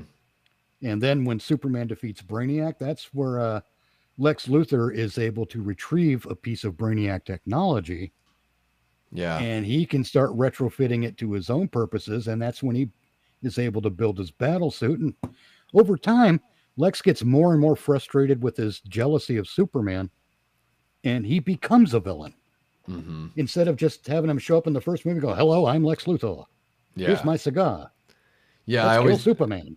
I'm tired of Lex being in the movies too. I'm just sort of like, can't we, yeah, Yeah, can't that's we why that's just why early he's a side character. have him bide his time? Yeah, he's always there, like working, and maybe we even, yeah, he's orchestrating something or he's just doing his own thing. And yeah, I like that idea, kind of like that Terminator 2 sort of, picking up the technology from Brainiac and turning it into the super suit is kind of like, Right. It's yeah, and I yo-yo like diner. the way they handled Lex. I really liked in Smallville the whole like the way that they handled that relationship. They did it a little bit differently, where they're Yeah. closer in age, and Lex sort of feels hurt because he knows that Clark's got to have some sort of secret and he won't share it with him, so he becomes obsessed with finding out what it is. And once Yeah. he finds out that Clark is what he is, he feels like betrayed that he wasn't trusted. And so Yeah. it's like so that feeling of betrayal plus the fact that he's crazy wealthy and has all this everything at his fingertips like that, those are the two things that manipulate him into the villain. Exactly. And what do we have there? We start Development. with we have escalation that can Yeah. grow on multiple levels because Hmm. Lex Luthor escalates throughout several films Yeah. to become a villain, a world-threatening villain, really, because he is that friggin' smart. Yeah, he should Um, have political aspirations. I like the Lex that wants to become yes, president.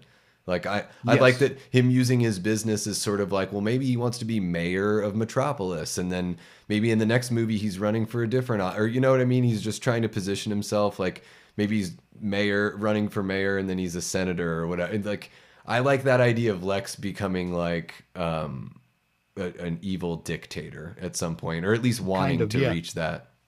Well, that's one of his goals, but he still wants to kill Superman Yeah. because Superman basically it comes down to Superman stealing his thunder. Mm-hmm. It's a jealousy thing, Everyone used and to think I was it's the petty. hottest ticket in town, and now this Yeah, Superman guy. That's how in the Lois and and Clark this show. guy just breezes in.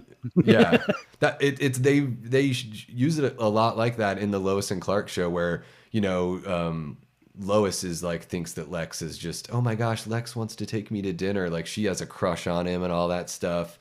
And yeah, he is curious about Superman at first. I mean, really, it only lasts a couple episodes, But at Right. first, he's sort of like, "What is this guy?" And then it's like turns psycho really quick, where it's sort of like, "How can I Yeah. kill him?" And yeah, Lex is the a bulk of the characterization of Lex in that show is kind of odd, but there is that similarity, that sort of that Yes. jealousy. I like that angle for sure. Then escalation for Batman, because while you got that Superman movie, a series of movies happening, you also have a Batman series happening, and that's going to start off with a low key villain as well. Like Hmm.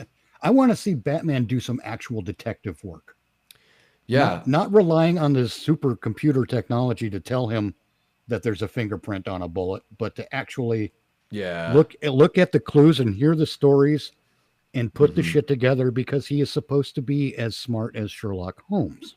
That's what I liked about the Batman is I felt like it was the closest we've gotten to that on film. Like him and Gordon working together and, really piecing together the Riddler's business.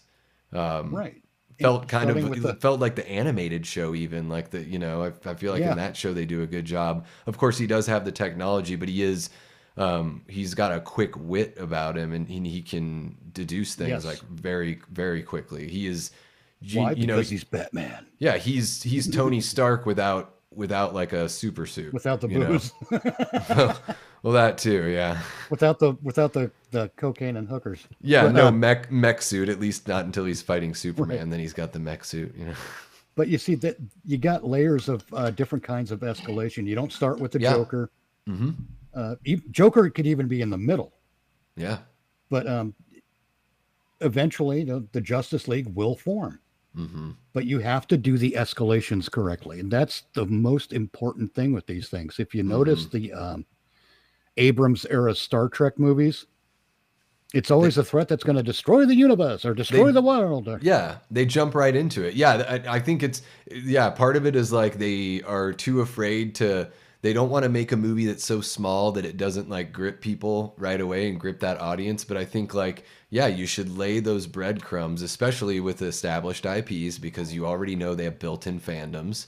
So yeah, yep. I totally agree with you. I've had these conversations with people just like chit-chatting about stuff where I'm just like, why does it have to be Lex in like half of the movies or more? Like why can't we see these Metallo. superheroes take things, or yeah, just take things that are like more manageable threats, and then we build, yeah, you build to a crescendo where, where Zod does come in. Maybe Zod and Lex do something together. Maybe they Yeah, find because some sort of in common ground.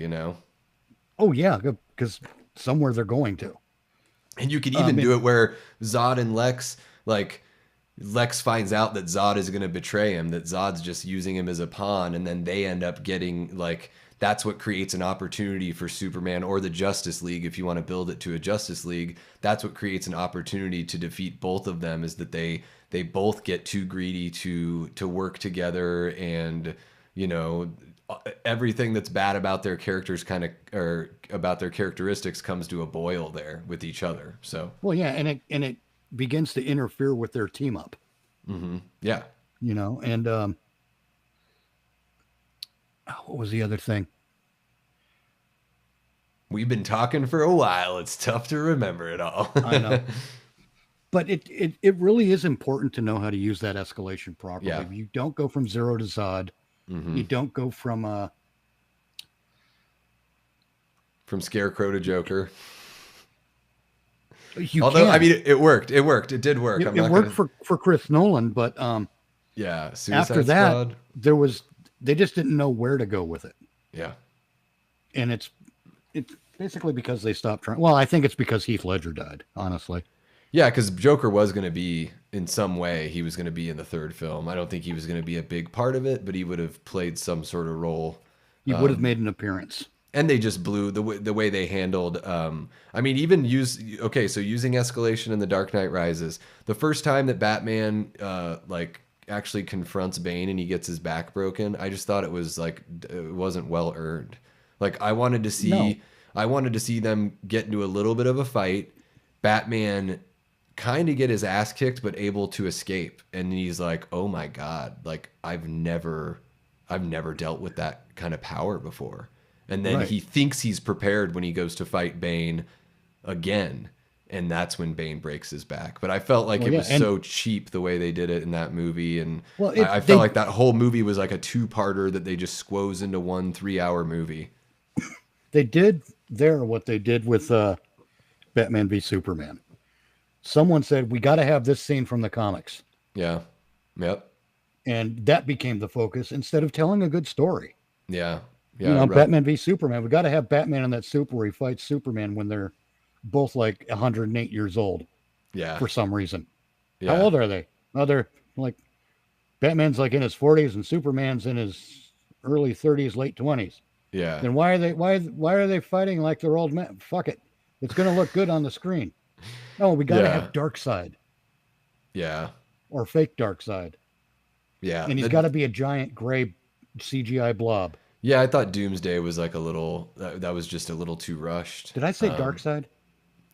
Yeah, But that's Oh, what I I'm a mean. dick. They bring him in I yeah, they bring him Oh in yeah, but Justice League. But yeah, Doomsday they just sort of it's like whoa, Doomsday's here, and then a half hour later the movie's over. Like holy crap! Like yeah, it's that they didn't bring really in these build Omega up, level you threats know? without earning them. Hmm. And Yeah. it's a really bad use of escalation because I mean, even in a Suicide Squad, the first one, where Cara Delevingne is just basically dry humping the air in front of her for Oh my 6 hours. gosh, She that did so movie. much writhing in that film. I wouldn't be surprised if she never comes back to doing movies again. Yeah, well, and then when they like, it's so funny because when they put out that Tom Cruise mummy movie, I was like, this is like the exact same thing as the Suicide Squad. This is like the chick Yep. mummy, and it looks covered like a bunch of CGI dust around this character. Yeah. Boring. Yeah. Exactly. And talk about misuse of the Joker. Holy crap! It's like you don't realize what you've Oh, no got. kidding. So, And and now we not, got the Crow following in his steps. yeah. Well, and even like I like Jared Leto's in the Zack Snyder cut of Justice League, and they're in that future apocalyptic potential future, Oh and yeah, but there Jared he's Leto not like really. I like him Well, better there. I'm like, well, with a better script, and I actually think I actually think that's Jason Todd. Like not the version oh, that he maybe. played, not the version he played in Suicide Squad because they said that's not Jason Todd. But if you look at that scene, he's wearing yellow gloves and he Huh. calls Batman Bruce. And Well, there you go. he says something about like you know, remember what happened to your boy Wonder? And like Batman just like it gets really personal. And I'm like, "Oh, I think that's Jason I think in this Maybe it was. universe it's Jason Todd." Because I've never heard the Joker call Batman Bruce, at least in a film. I haven't read every comic, but Well, let me think. No, for a second I thought Jack Nicholson did, but he actually was talking to Bruce Wayne yeah. with So the it's Devil in the Pale Moonlight and all that yeah, shit. yeah. So when especially with the yellow, I'm like, man, this is like that. I thought some really powerful scenes there. I know I do like the bit in Batman v Superman where I do like where they're fighting because Batman says some awesome poetic shit to Superman. Like when Yeah, but he's it's like, "You're not brave." You're like men are brave, like and he's like, he's basically calling him out. Like everything yeah, about you is you're not a man, and he's like, I just I love that. I don't know what it is. I guess it is a little bit of the Shakespearean kind of a bit. poetry of it, but There's some of it there. That's the problem is that there are tidbits mhm, of really good stuff sprinkled throughout these films, yeah. but they're not enough. They don't carry the film.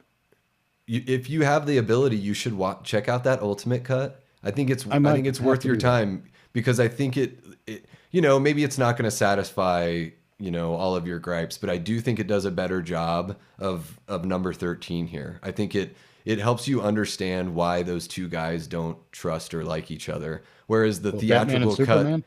yeah, in the Well, theatrical cut, I understood that. well, and I even think it kind of fleshes it out a little bit more. But yeah, I mean, um, yeah, knowing how to use escalation, taking your time and not rushing into something, because then if it falls flat, you've got a busted franchise, which DC's already been through that. Yep. Marvel's starting to see it with certain characters now because they're getting a little too cocky, Well, So, Marvel's making the mistake of not rebooting. I'm not mhm, saying they need to do it exactly like they did it before, mhm. but maybe this time we start with. Now we already did the X Men, But Disney but hasn't done the X-Men, right? It was Fox. So yeah, they could if they yeah, wanted to but I mean, reboot with X-Men and Fantastic Four and then grow the universe from there and you could do yeah, Secret and Wars have and the all that Avengers stuff. still. The Avengers could still show up, but they'd be less forefront Hmm. than they might otherwise be. Yeah, and make it the original Avengers. Like make it Yeah, Hulk, Iron Man, Hulk, Iron Thor, Man, Captain Wasp America, Thor, Wasp, and and Ant-Man. Ant Man. Yeah.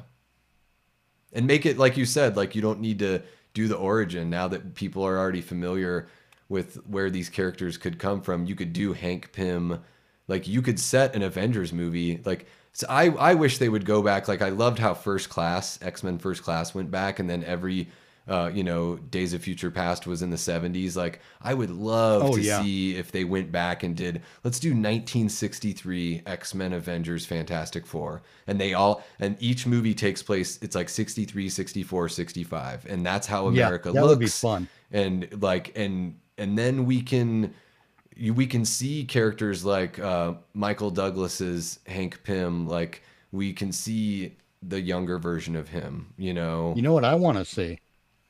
I want to see them getting away from every hero wearing some kind of armor. Mm-hmm. I want to see Well, Batman in regular material yeah. clothing. And they could do that Uh, if they went back then, right? You can explain it away, right? Like you were kind of well, yeah, saying about even if the. they don't even have to go back to the 60s. They could just be like, yeah, look, it's Batman. Mhm. It's Bruce Wayne. He's got access.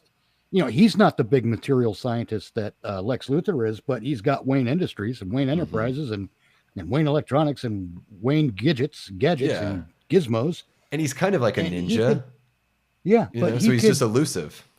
he could use enough shell companies and whatnot to Yeah. to get his scientists to create and then for him to purchase, air quote purchase, Hmm. some kind of material that works like armor without looking like armor. Yeah. He's fucking Batman. Okay. He could he could he could afford to do that. Yeah. I There's mean, no even reason to make him look like he's Tony Stark without paying the electric bill. yeah, even the Keaton suit I think is really good, where it's basically just to prevent bullet and knife penetration. It's Yeah. just thick rubber, that's just bulletproof, and it's not. Yeah, it's not like gilled the way that the Bale suit was, or the way. I mean, I guess Affleck's Batman does wear like the skin tight gray suit with the black, because he has multiple suits, obviously, Yeah, but he but does it's he does hyper wear that textured. suit. It It's is. hyper textured, and It that's one is. thing that Hollywood Snyder. they they saw it in one successful film, so now Yeah. everything's got to have the hyper texture. Yeah, I wonder if that's like so it catches light in a different. I I wonder think like what so. the because maybe the smoothness just would look too cartoony, like on camera. These are superheroes. I For want them to look sure, cartoony sometimes. for sure. And I guess maybe it's just like when it switches from one medium to another, it is okay to make these little slight changes. At least I don't mind that, but I do Slight agree. changes, yes. I do agree with stuff like X-Men. I would have loved if they were wearing their colorful suits right from the beginning. Like I can't believe we're finally seeing Wolverine in the yellow suit in the Deadpool 3. I can't believe it's the Oh, first I time hate the we've yellow seen him. suit. I mean, But I'm with okay, you. I'm with you, the even though I hate the yellow suit. I like the brown one. yeah, the brown and the maroon and like When gold, Wolverine was a guy. Yeah. Yeah, you'd I'm give a him the dick about that. Washington Redskins colors and he can, whichever. But I mean, the Well, no, yellow just suit is the back when he original was suit chomping too. cigars all the time, Yes. and Killing he dudes. wasn't the way they've got him now. He's too busy looking for love, and it's oh fuck you. Mm, Wolverine's a badass. He knows he's a badass. He's got a shit attitude. yeah. Well, they took that Let's influence from write him the properly. they took that influence from the 90s cartoon with his obsession with Jean. And Yeah, I think and in the comics he did have there was a connection with Jean in the comics, but it definitely was something that was later on. Yeah, you're right. It was I mean, I've got that copy of Wolverine #1. I just read through it a little bit ago. oh, And the original 4-issue miniseries. so I don't have that #1. I have it for when he got picked up for the official series from there. But it's Oh, okay. he's very much like Batman. There are these people that are running like a human trafficking kind of thing, and he's talking about how like these people don't even know I'm here, waiting in the bushes, just waiting to Yeah. strike. And he starts taking out each one, and he's narrating, and he's telling you like the things that I've done. Like I'm not I'm a the good best there is guy. at what I do. What I do isn't very nice. Yeah, all that You kind of know, stuff where you're like, oh, this is we really need cool. that This, Wolverine back, and he's got to be yeah, 5'3". yeah, and it's kind of a noir in a way. I'm like, this is a Yeah, really cool vibe that Wolverine in pop culture, most people wouldn't think of Wolverine that way at all. They and know that he that's a says crime. bub and that he doesn't like Cyclops and that he likes Jean and you know, Although I um, do like in a that first X-Men movie he, at the Statue of Liberty where he where flips him Cyclops off. he's like, "Hey, it's me." It's like, How do I Prove it. know? You're a dick. You're a dick. He's like, okay. Okay. Yeah, they I do did that. like that because that was Yeah. that was a great way to do that. Yeah, those I think those movies are like pretty well made, especially when you consider that they were like the on the forefront of that wave of comic book movies. But I think now we're ready to see Rogue in her suit, you know, to see Yeah. Jean wearing some what either whatever, if it's Miss Marvel or her more like you know, her newer suit, or you know, like I'm ready for it. Like Cyclops I'm with the not even big like asking for utility, you know. I'm not even asking for skin tight suits. But my God, get the color right. Yeah. They could be it could be very close to regular clothing. It doesn't have I don't need to see every crack and crevice, Well, not you even know? with Rogue. No, I'm just No, yeah. I said I don't need to. Yeah. I'll take it if Never- that's what you got, but I don't have to have it. yeah. Yeah. But you know, that they just give us the characters the way they were designed. Yeah. Stop trying to make them tactical. Yeah. Have some faith in the property that you paid a bunch of money to own and realize Yeah, that it's got a built in audience and that it's like that you just need to learn how to handle it a little bit better, you right. know, and to be patient and allow things to develop. It's not Hollywood's strongest suit to be patient and let things develop, but yeah, I really like all these 13 steps. I think it's a good, you know, it's good groundwork for anyone that's an aspiring storyteller. And I mean, even for fans, just to, like I said, to build an audience that's a bit smarter, for us to start thinking about these things ourselves when we decide, you know, what film is going to get our theater ticket money and what we're going to end up Exactly. purchasing when it comes out on physical media, and you know, the kinds of things that you're going to support, because ultimately it's going to come down to whether or not we give them the money. And so, Right. you know, we need to withhold the money when they're not doing what we want, and then we need to, when we see something that looks like it has promise, we need to go out there and support it, and yeah, keep preaching these 13 steps. And again, I'm very much Jack Sparrow in Pirates of the Caribbean about this. It's not rules, it's more like guidelines. It's Yeah, not these are not absolute. There are going to be exceptions. yeah. And And and I guess the idea is just to try to get as close to it. Like yeah, you're never going to tell a perfect story, right? Like every movie that I've ever seen, there's probably a couple things where I'm like, oh, I sort of wish they did that, or this was well, kind no, of I can prove cringy, to you. but I could I could prove it. You can't tell a perfect story. You and I both love the original Halloween. hmm It is in many ways the perfect slasher film, but yeah, it breaks down when you start looking at it critically, sure, and you realize that if Michael Myers is strong enough to pick up Judith's headstone out of the ground, transport it across town. Sure, he probably used the car, but he had to carry the damn thing to the car yeah, and then haul it up a flight of stairs to put in someone's bed. hmm Then why, for the 12 seconds that he had his hands around Lori's throat, was he mm, not able to crush it yeah, if he was trying to kill her? hmm It's in my video, but I lay it all out in that video. I'm like, he wasn't trying to kill her. He mm, couldn't miss stabbing her twice from behind. yeah, He's not that incompetent. yeah. So He was very good at everything else he did in that film. He was yeah, spot on and picked his spots, you know.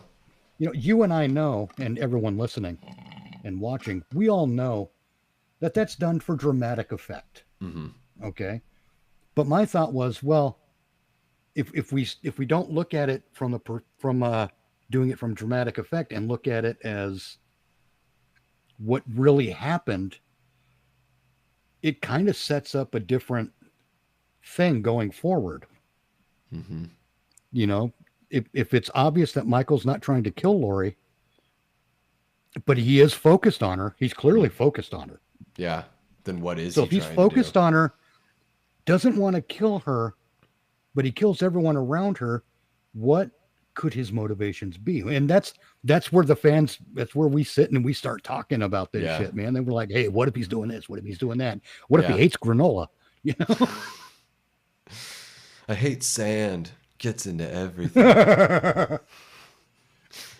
Yeah, the in Zombies Halloween too, if Michael had, instead of saying die to Loomis, just said, I hate sand. Man, I really like that movie, but why does he have to say anything? That's like one thing that really. Ugh. But I do like that movie for taking chances. I did like seeing Tyler Mane in the role. Yeah, I And that's the liked. funny part is all of these people who play Michael, who play Jason, who play well, I guess just the two of them, because it's only one guy who played Freddy. Well, Yeah, two if you count. Yeah, even Jackie Earl Haley. Everyone who played the parts did a pretty good job.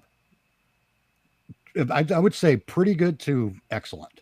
hmm, Ted White, C.J. Graham, yeah. Kane Hodder, Richard Brooker. Nick Castle, Richard Brooker, all of Mm, these guys, Dick Warlock, they all mm. did such a.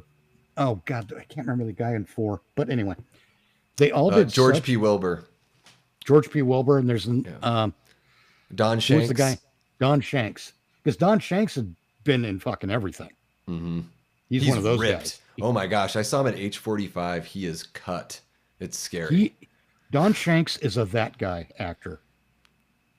Yeah, Because he's oh, it's that guy. You never know yeah. his name, but they all did such a beautiful job portraying their parts. Who did it in the Friday the 13th remake? I can how am I Derek blank too many Mears. names. Derek Mears. Yeah, I love Derek his Mears was portrayal. robbed. Hmm. Jackie Earl Haley was robbed. They did great in their performances, but they were limited by the script and their directors. Hmm. And I'm one of the first guys that says there's a lot that they did right in the Friday the 13th remake. I love that. That's probably like I think it's like fourth or fifth in my ranking of the series, just because I think it does all the things that are so quintessential to that series. Like, yeah, there are a bunch of throwaway characters that are annoying, but pick a Friday the 13th movie out of a hat and that's what you're gonna find. So to me, You are. it fit the series. So I was like, But on the you know, flip side of that, they cast Daniel Panabaker. hmm, And Daniel Panabaker, in almost everything I've seen her in, she always comes across as likable. hmm, And I think that was a very good casting choice. yeah, and they kind of subvert your expectations by killing her like right near the Yeah. end. It was, Yeah, they and did. Man, it's they did surprising. It shocked me they the did first time I they did a watched lot it. of things right in that movie, but they Yeah. also failed at a lot of things. Yeah. I mean, I think I love the portrayal of Jason. I love his look. I like that he kills people with different implements that are all like camp implements. I thought that was really cool the way they brought that back. I love Yep. Jason. Again, it's like a spider. He's got the trap doors, the trip wires. It's, it feels like the best you get to know Jason without I didn't feel like they spoiled too much. Like I liked that they took it that route because again, it's just different. So I didn't Yeah. mind. I don't want to see Michael that way. But with Jason, I don't mind. Like I kind of like that Jason's a different idea. animal from Michael. Yeah, I thought to myself, oh well, this is the last place where he knew safety and love with his mother, and he's protecting it, and that's pure and simple, like what Jason's trying to do. His only Right. motivation is to be with mom and to feel safe again, which is why he kidnaps the girl from the opening act, and why he just acts like so. There's such a sense of urgency whenever anyone steps foot on Crystal Lake. Right. Now here's a fun question. Let's look at the original Friday the 13th. Then this would be a great question to end on. All right. When did Jason Voorhees die? That is a great question. I've struggled with that I one sh- for I, sh- years. I should rephrase that. When did he die the first time? Yeah, like did he die as a kid or did his mom just sort of um like leave him in the woods and he grew up without her? Um I've never really been able to understand like what happened there. Did she just think he died and he crawled out and just started living in a shack? But I guess the way that I always, in my head canon, I'm like, the interesting thing that they could do with this Crystal Lake series is I like the idea that Pamela actually um, let him drown. And maybe she pushed him in. And so Hmm. and then she has a psychological or, a psychotic break because for whatever reason, the way that she deals with that guilt is she puts the blame on the other kids. But really, it was her because So when she's having like, she has like memories of him in the water, and he's saying like, "Mommy, help me." Like, Oh, I just why had a would thought. she, like, why would she have memories of him saying, "Mommy, help me," if she acts like she wasn't even around and it was the kids that couldn't help Jason? Like, or maybe he just fell in by himself and she just let it happen, like a mercy kill. And so, and then the way her brain resolves that is to have that psychotic break. See, That's just something I've been thinking about the last few years. you just gave me the idea. A totally different take from my own, but it's a fun one. You just gave me the idea that Pamela suffers from Munchausen's by proxy. Mm, mm-hmm. That because that opens a whole Yeah. can of a whole door of worm cans or whatever. I don't know the expression. That Can of opens a worms? whatever. Yeah.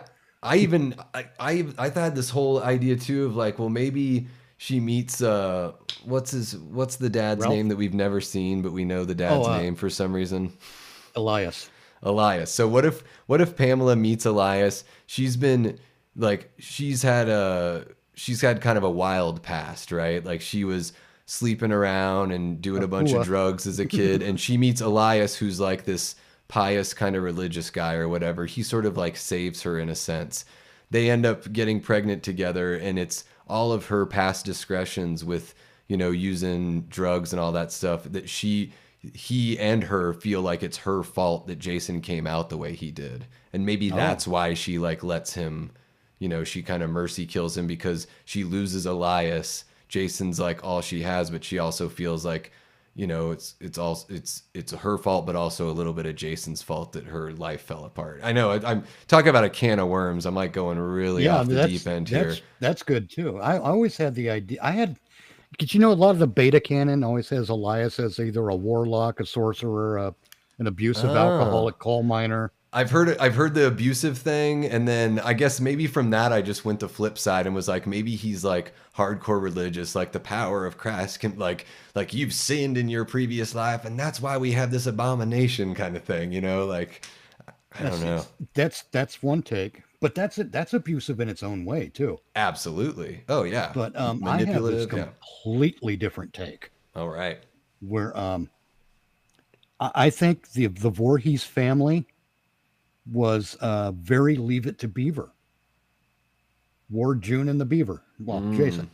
So in my version, I altered the name of it. It's not Elias any longer. It's Eli. Oh yeah. Yeah. So, just to make the distinction, Eli Voorhees owns the local mechanic shop or something. He owns a business locally in Crystal Lake. Mm-hmm. Um, Pamela is housewife. Yeah, they have a baby and hydrocephalic or mongoloid, as Tom Savini said, Yeah. which is a much the word mongoloid is more fun to say. Yeah. Oh But yeah.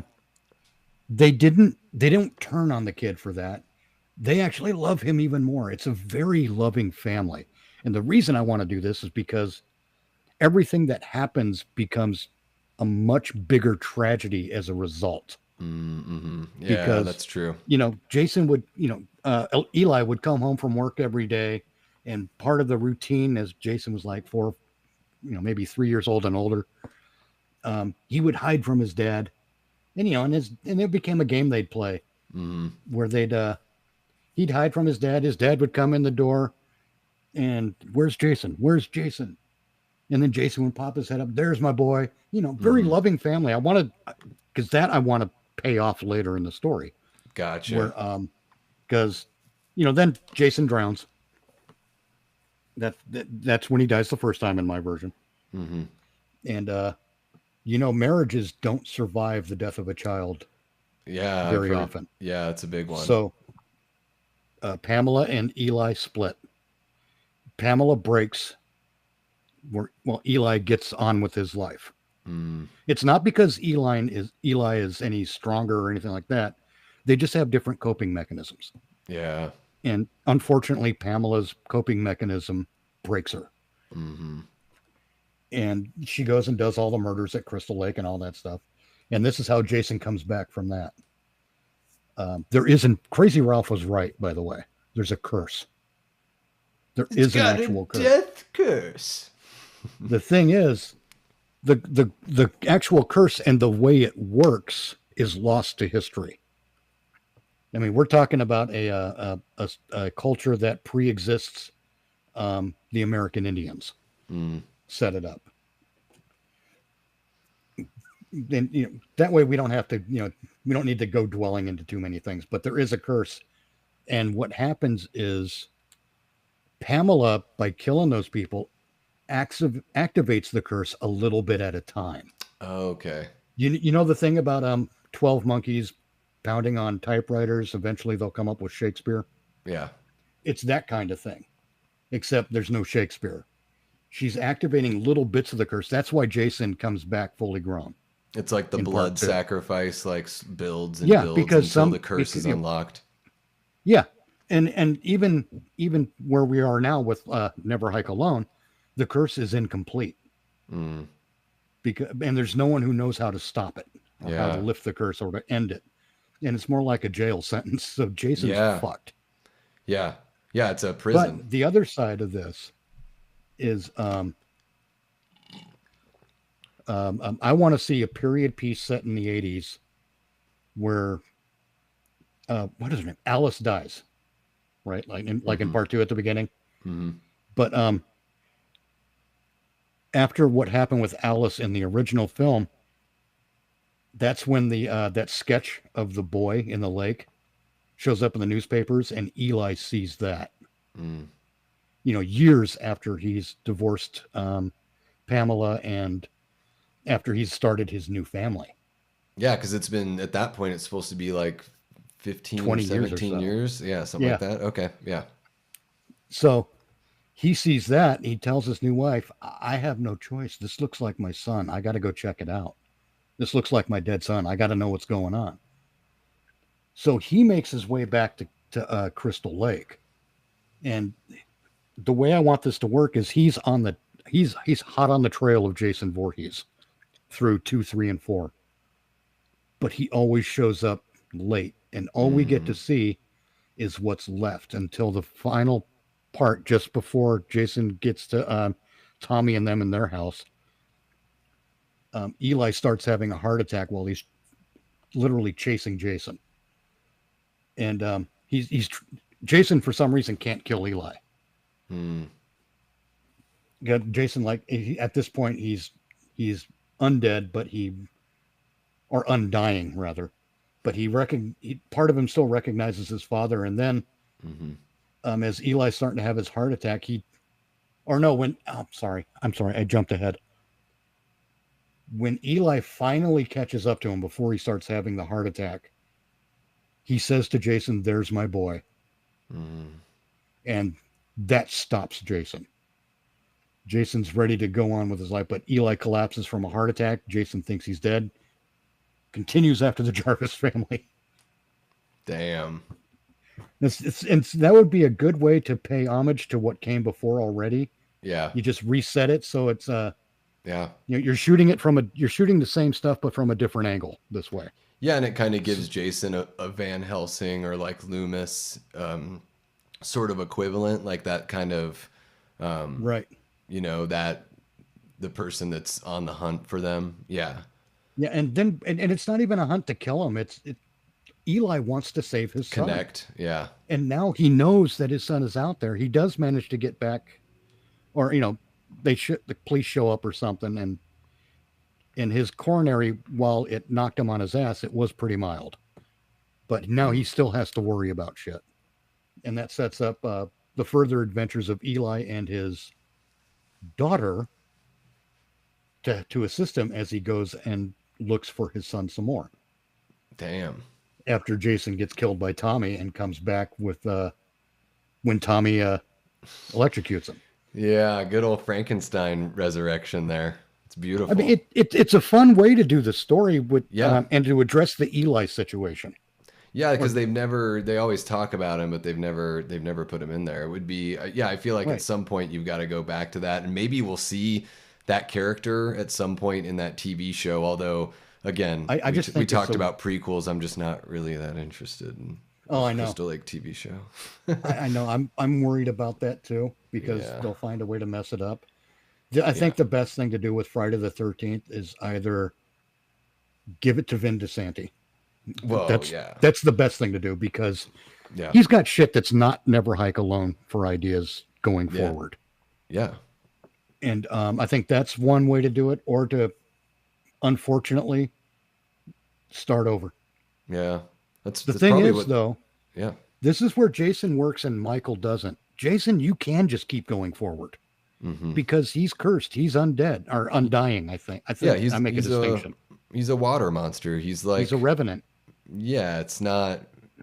Yeah, it's a totally different, like you said, a totally different animal than Michael, which is, Yeah, yeah, it's kind of nice that he can, we fulfill. could just keep telling Jason stories Yes. forever, Yeah.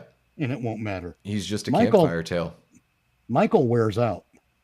Yeah. I think there's He needs something to about Michael being in an urban area and Jason being in the like a wild. wilderness creature is Yeah, to Jason's benefit, as far as like you don't need to, like every movie could be a one-off, essentially, if you wanted them to be, it could be, but which is way that where they went. I think if they continue making Friday the 13th, I think they should plan a few trilogies, but they should do like part 4 did, because part 4 is in a unique spot where it ends one and starts another. Hmm. I think Yeah. they should do that because I think one of the reasons Friday the 13th works is because for those 6 films, they really do um, tie into each other so well. Hmm. Yeah, there's that overlap there, that like kind of Venn diagram. Yeah, Yeah. like you're saying. And Yeah. I think it's a better way going forward Hmm. for Friday the 13th. But anyway, we've been on this for how long? 6 weeks? 7. Something like that. Yeah, I should probably eat some dinner at some point and maybe refresh my water. They tell me I should do that too, but I But never listen. it's been a heck of a chat, man. This has been awesome Oh going yeah, through this has been the fun. 13 guidelines and This is terrible because people like you and I can sit and talk about this shit for years. absolutely.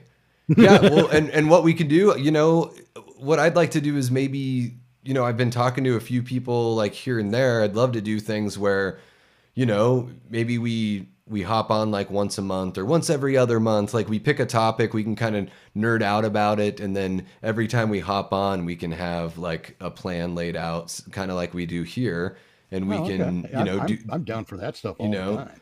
do this like a handful of times or more a year, and just sort of work it into the regular thing. Because yeah, I love having these kind of chats, and hopefully next time I'll have a little bit of better sleep the night before, and I'll be like really ready to go. But I feel like I brought my And A then we can game. really then we can really dig into the slasher remake of Pippi Longstocking.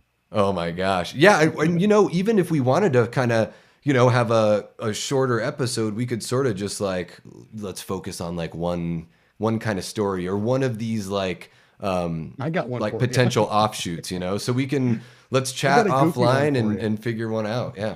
All right. Well, I threw this one at Vin DeSanti once. Um, Reboot Planes, Trains, and Automobiles, but it's a slasher film where Del Griffith is a serial killer, and he Mm, spends you keep all the comedy stuff, but he mm-hmm. spends the movie setting up Neil Page to take the fall. That's amazing. Like American Psycho meets Planes, Trains, and Automobiles. Yeah, kind of. Because American Psycho to me is like hilarious. I don't know if I'm a bad person for thinking it's funny, but It's it really it is dark, a funny movie, black comedy in the truest sense of the word. It is just, indeed. yeah. But do you have a sign off you want to do? I got one I got to do. Yeah, I mean, usually I just say, thank you so much for tuning in. Until next time, I've been and will continue to be Davey Deathray. Take care. And you can find Davy Death Ray's links in the description of my video. If you do like this kind of content, please like, share, comment, and subscribe. And until next time, this is Mitch Nemo signing off.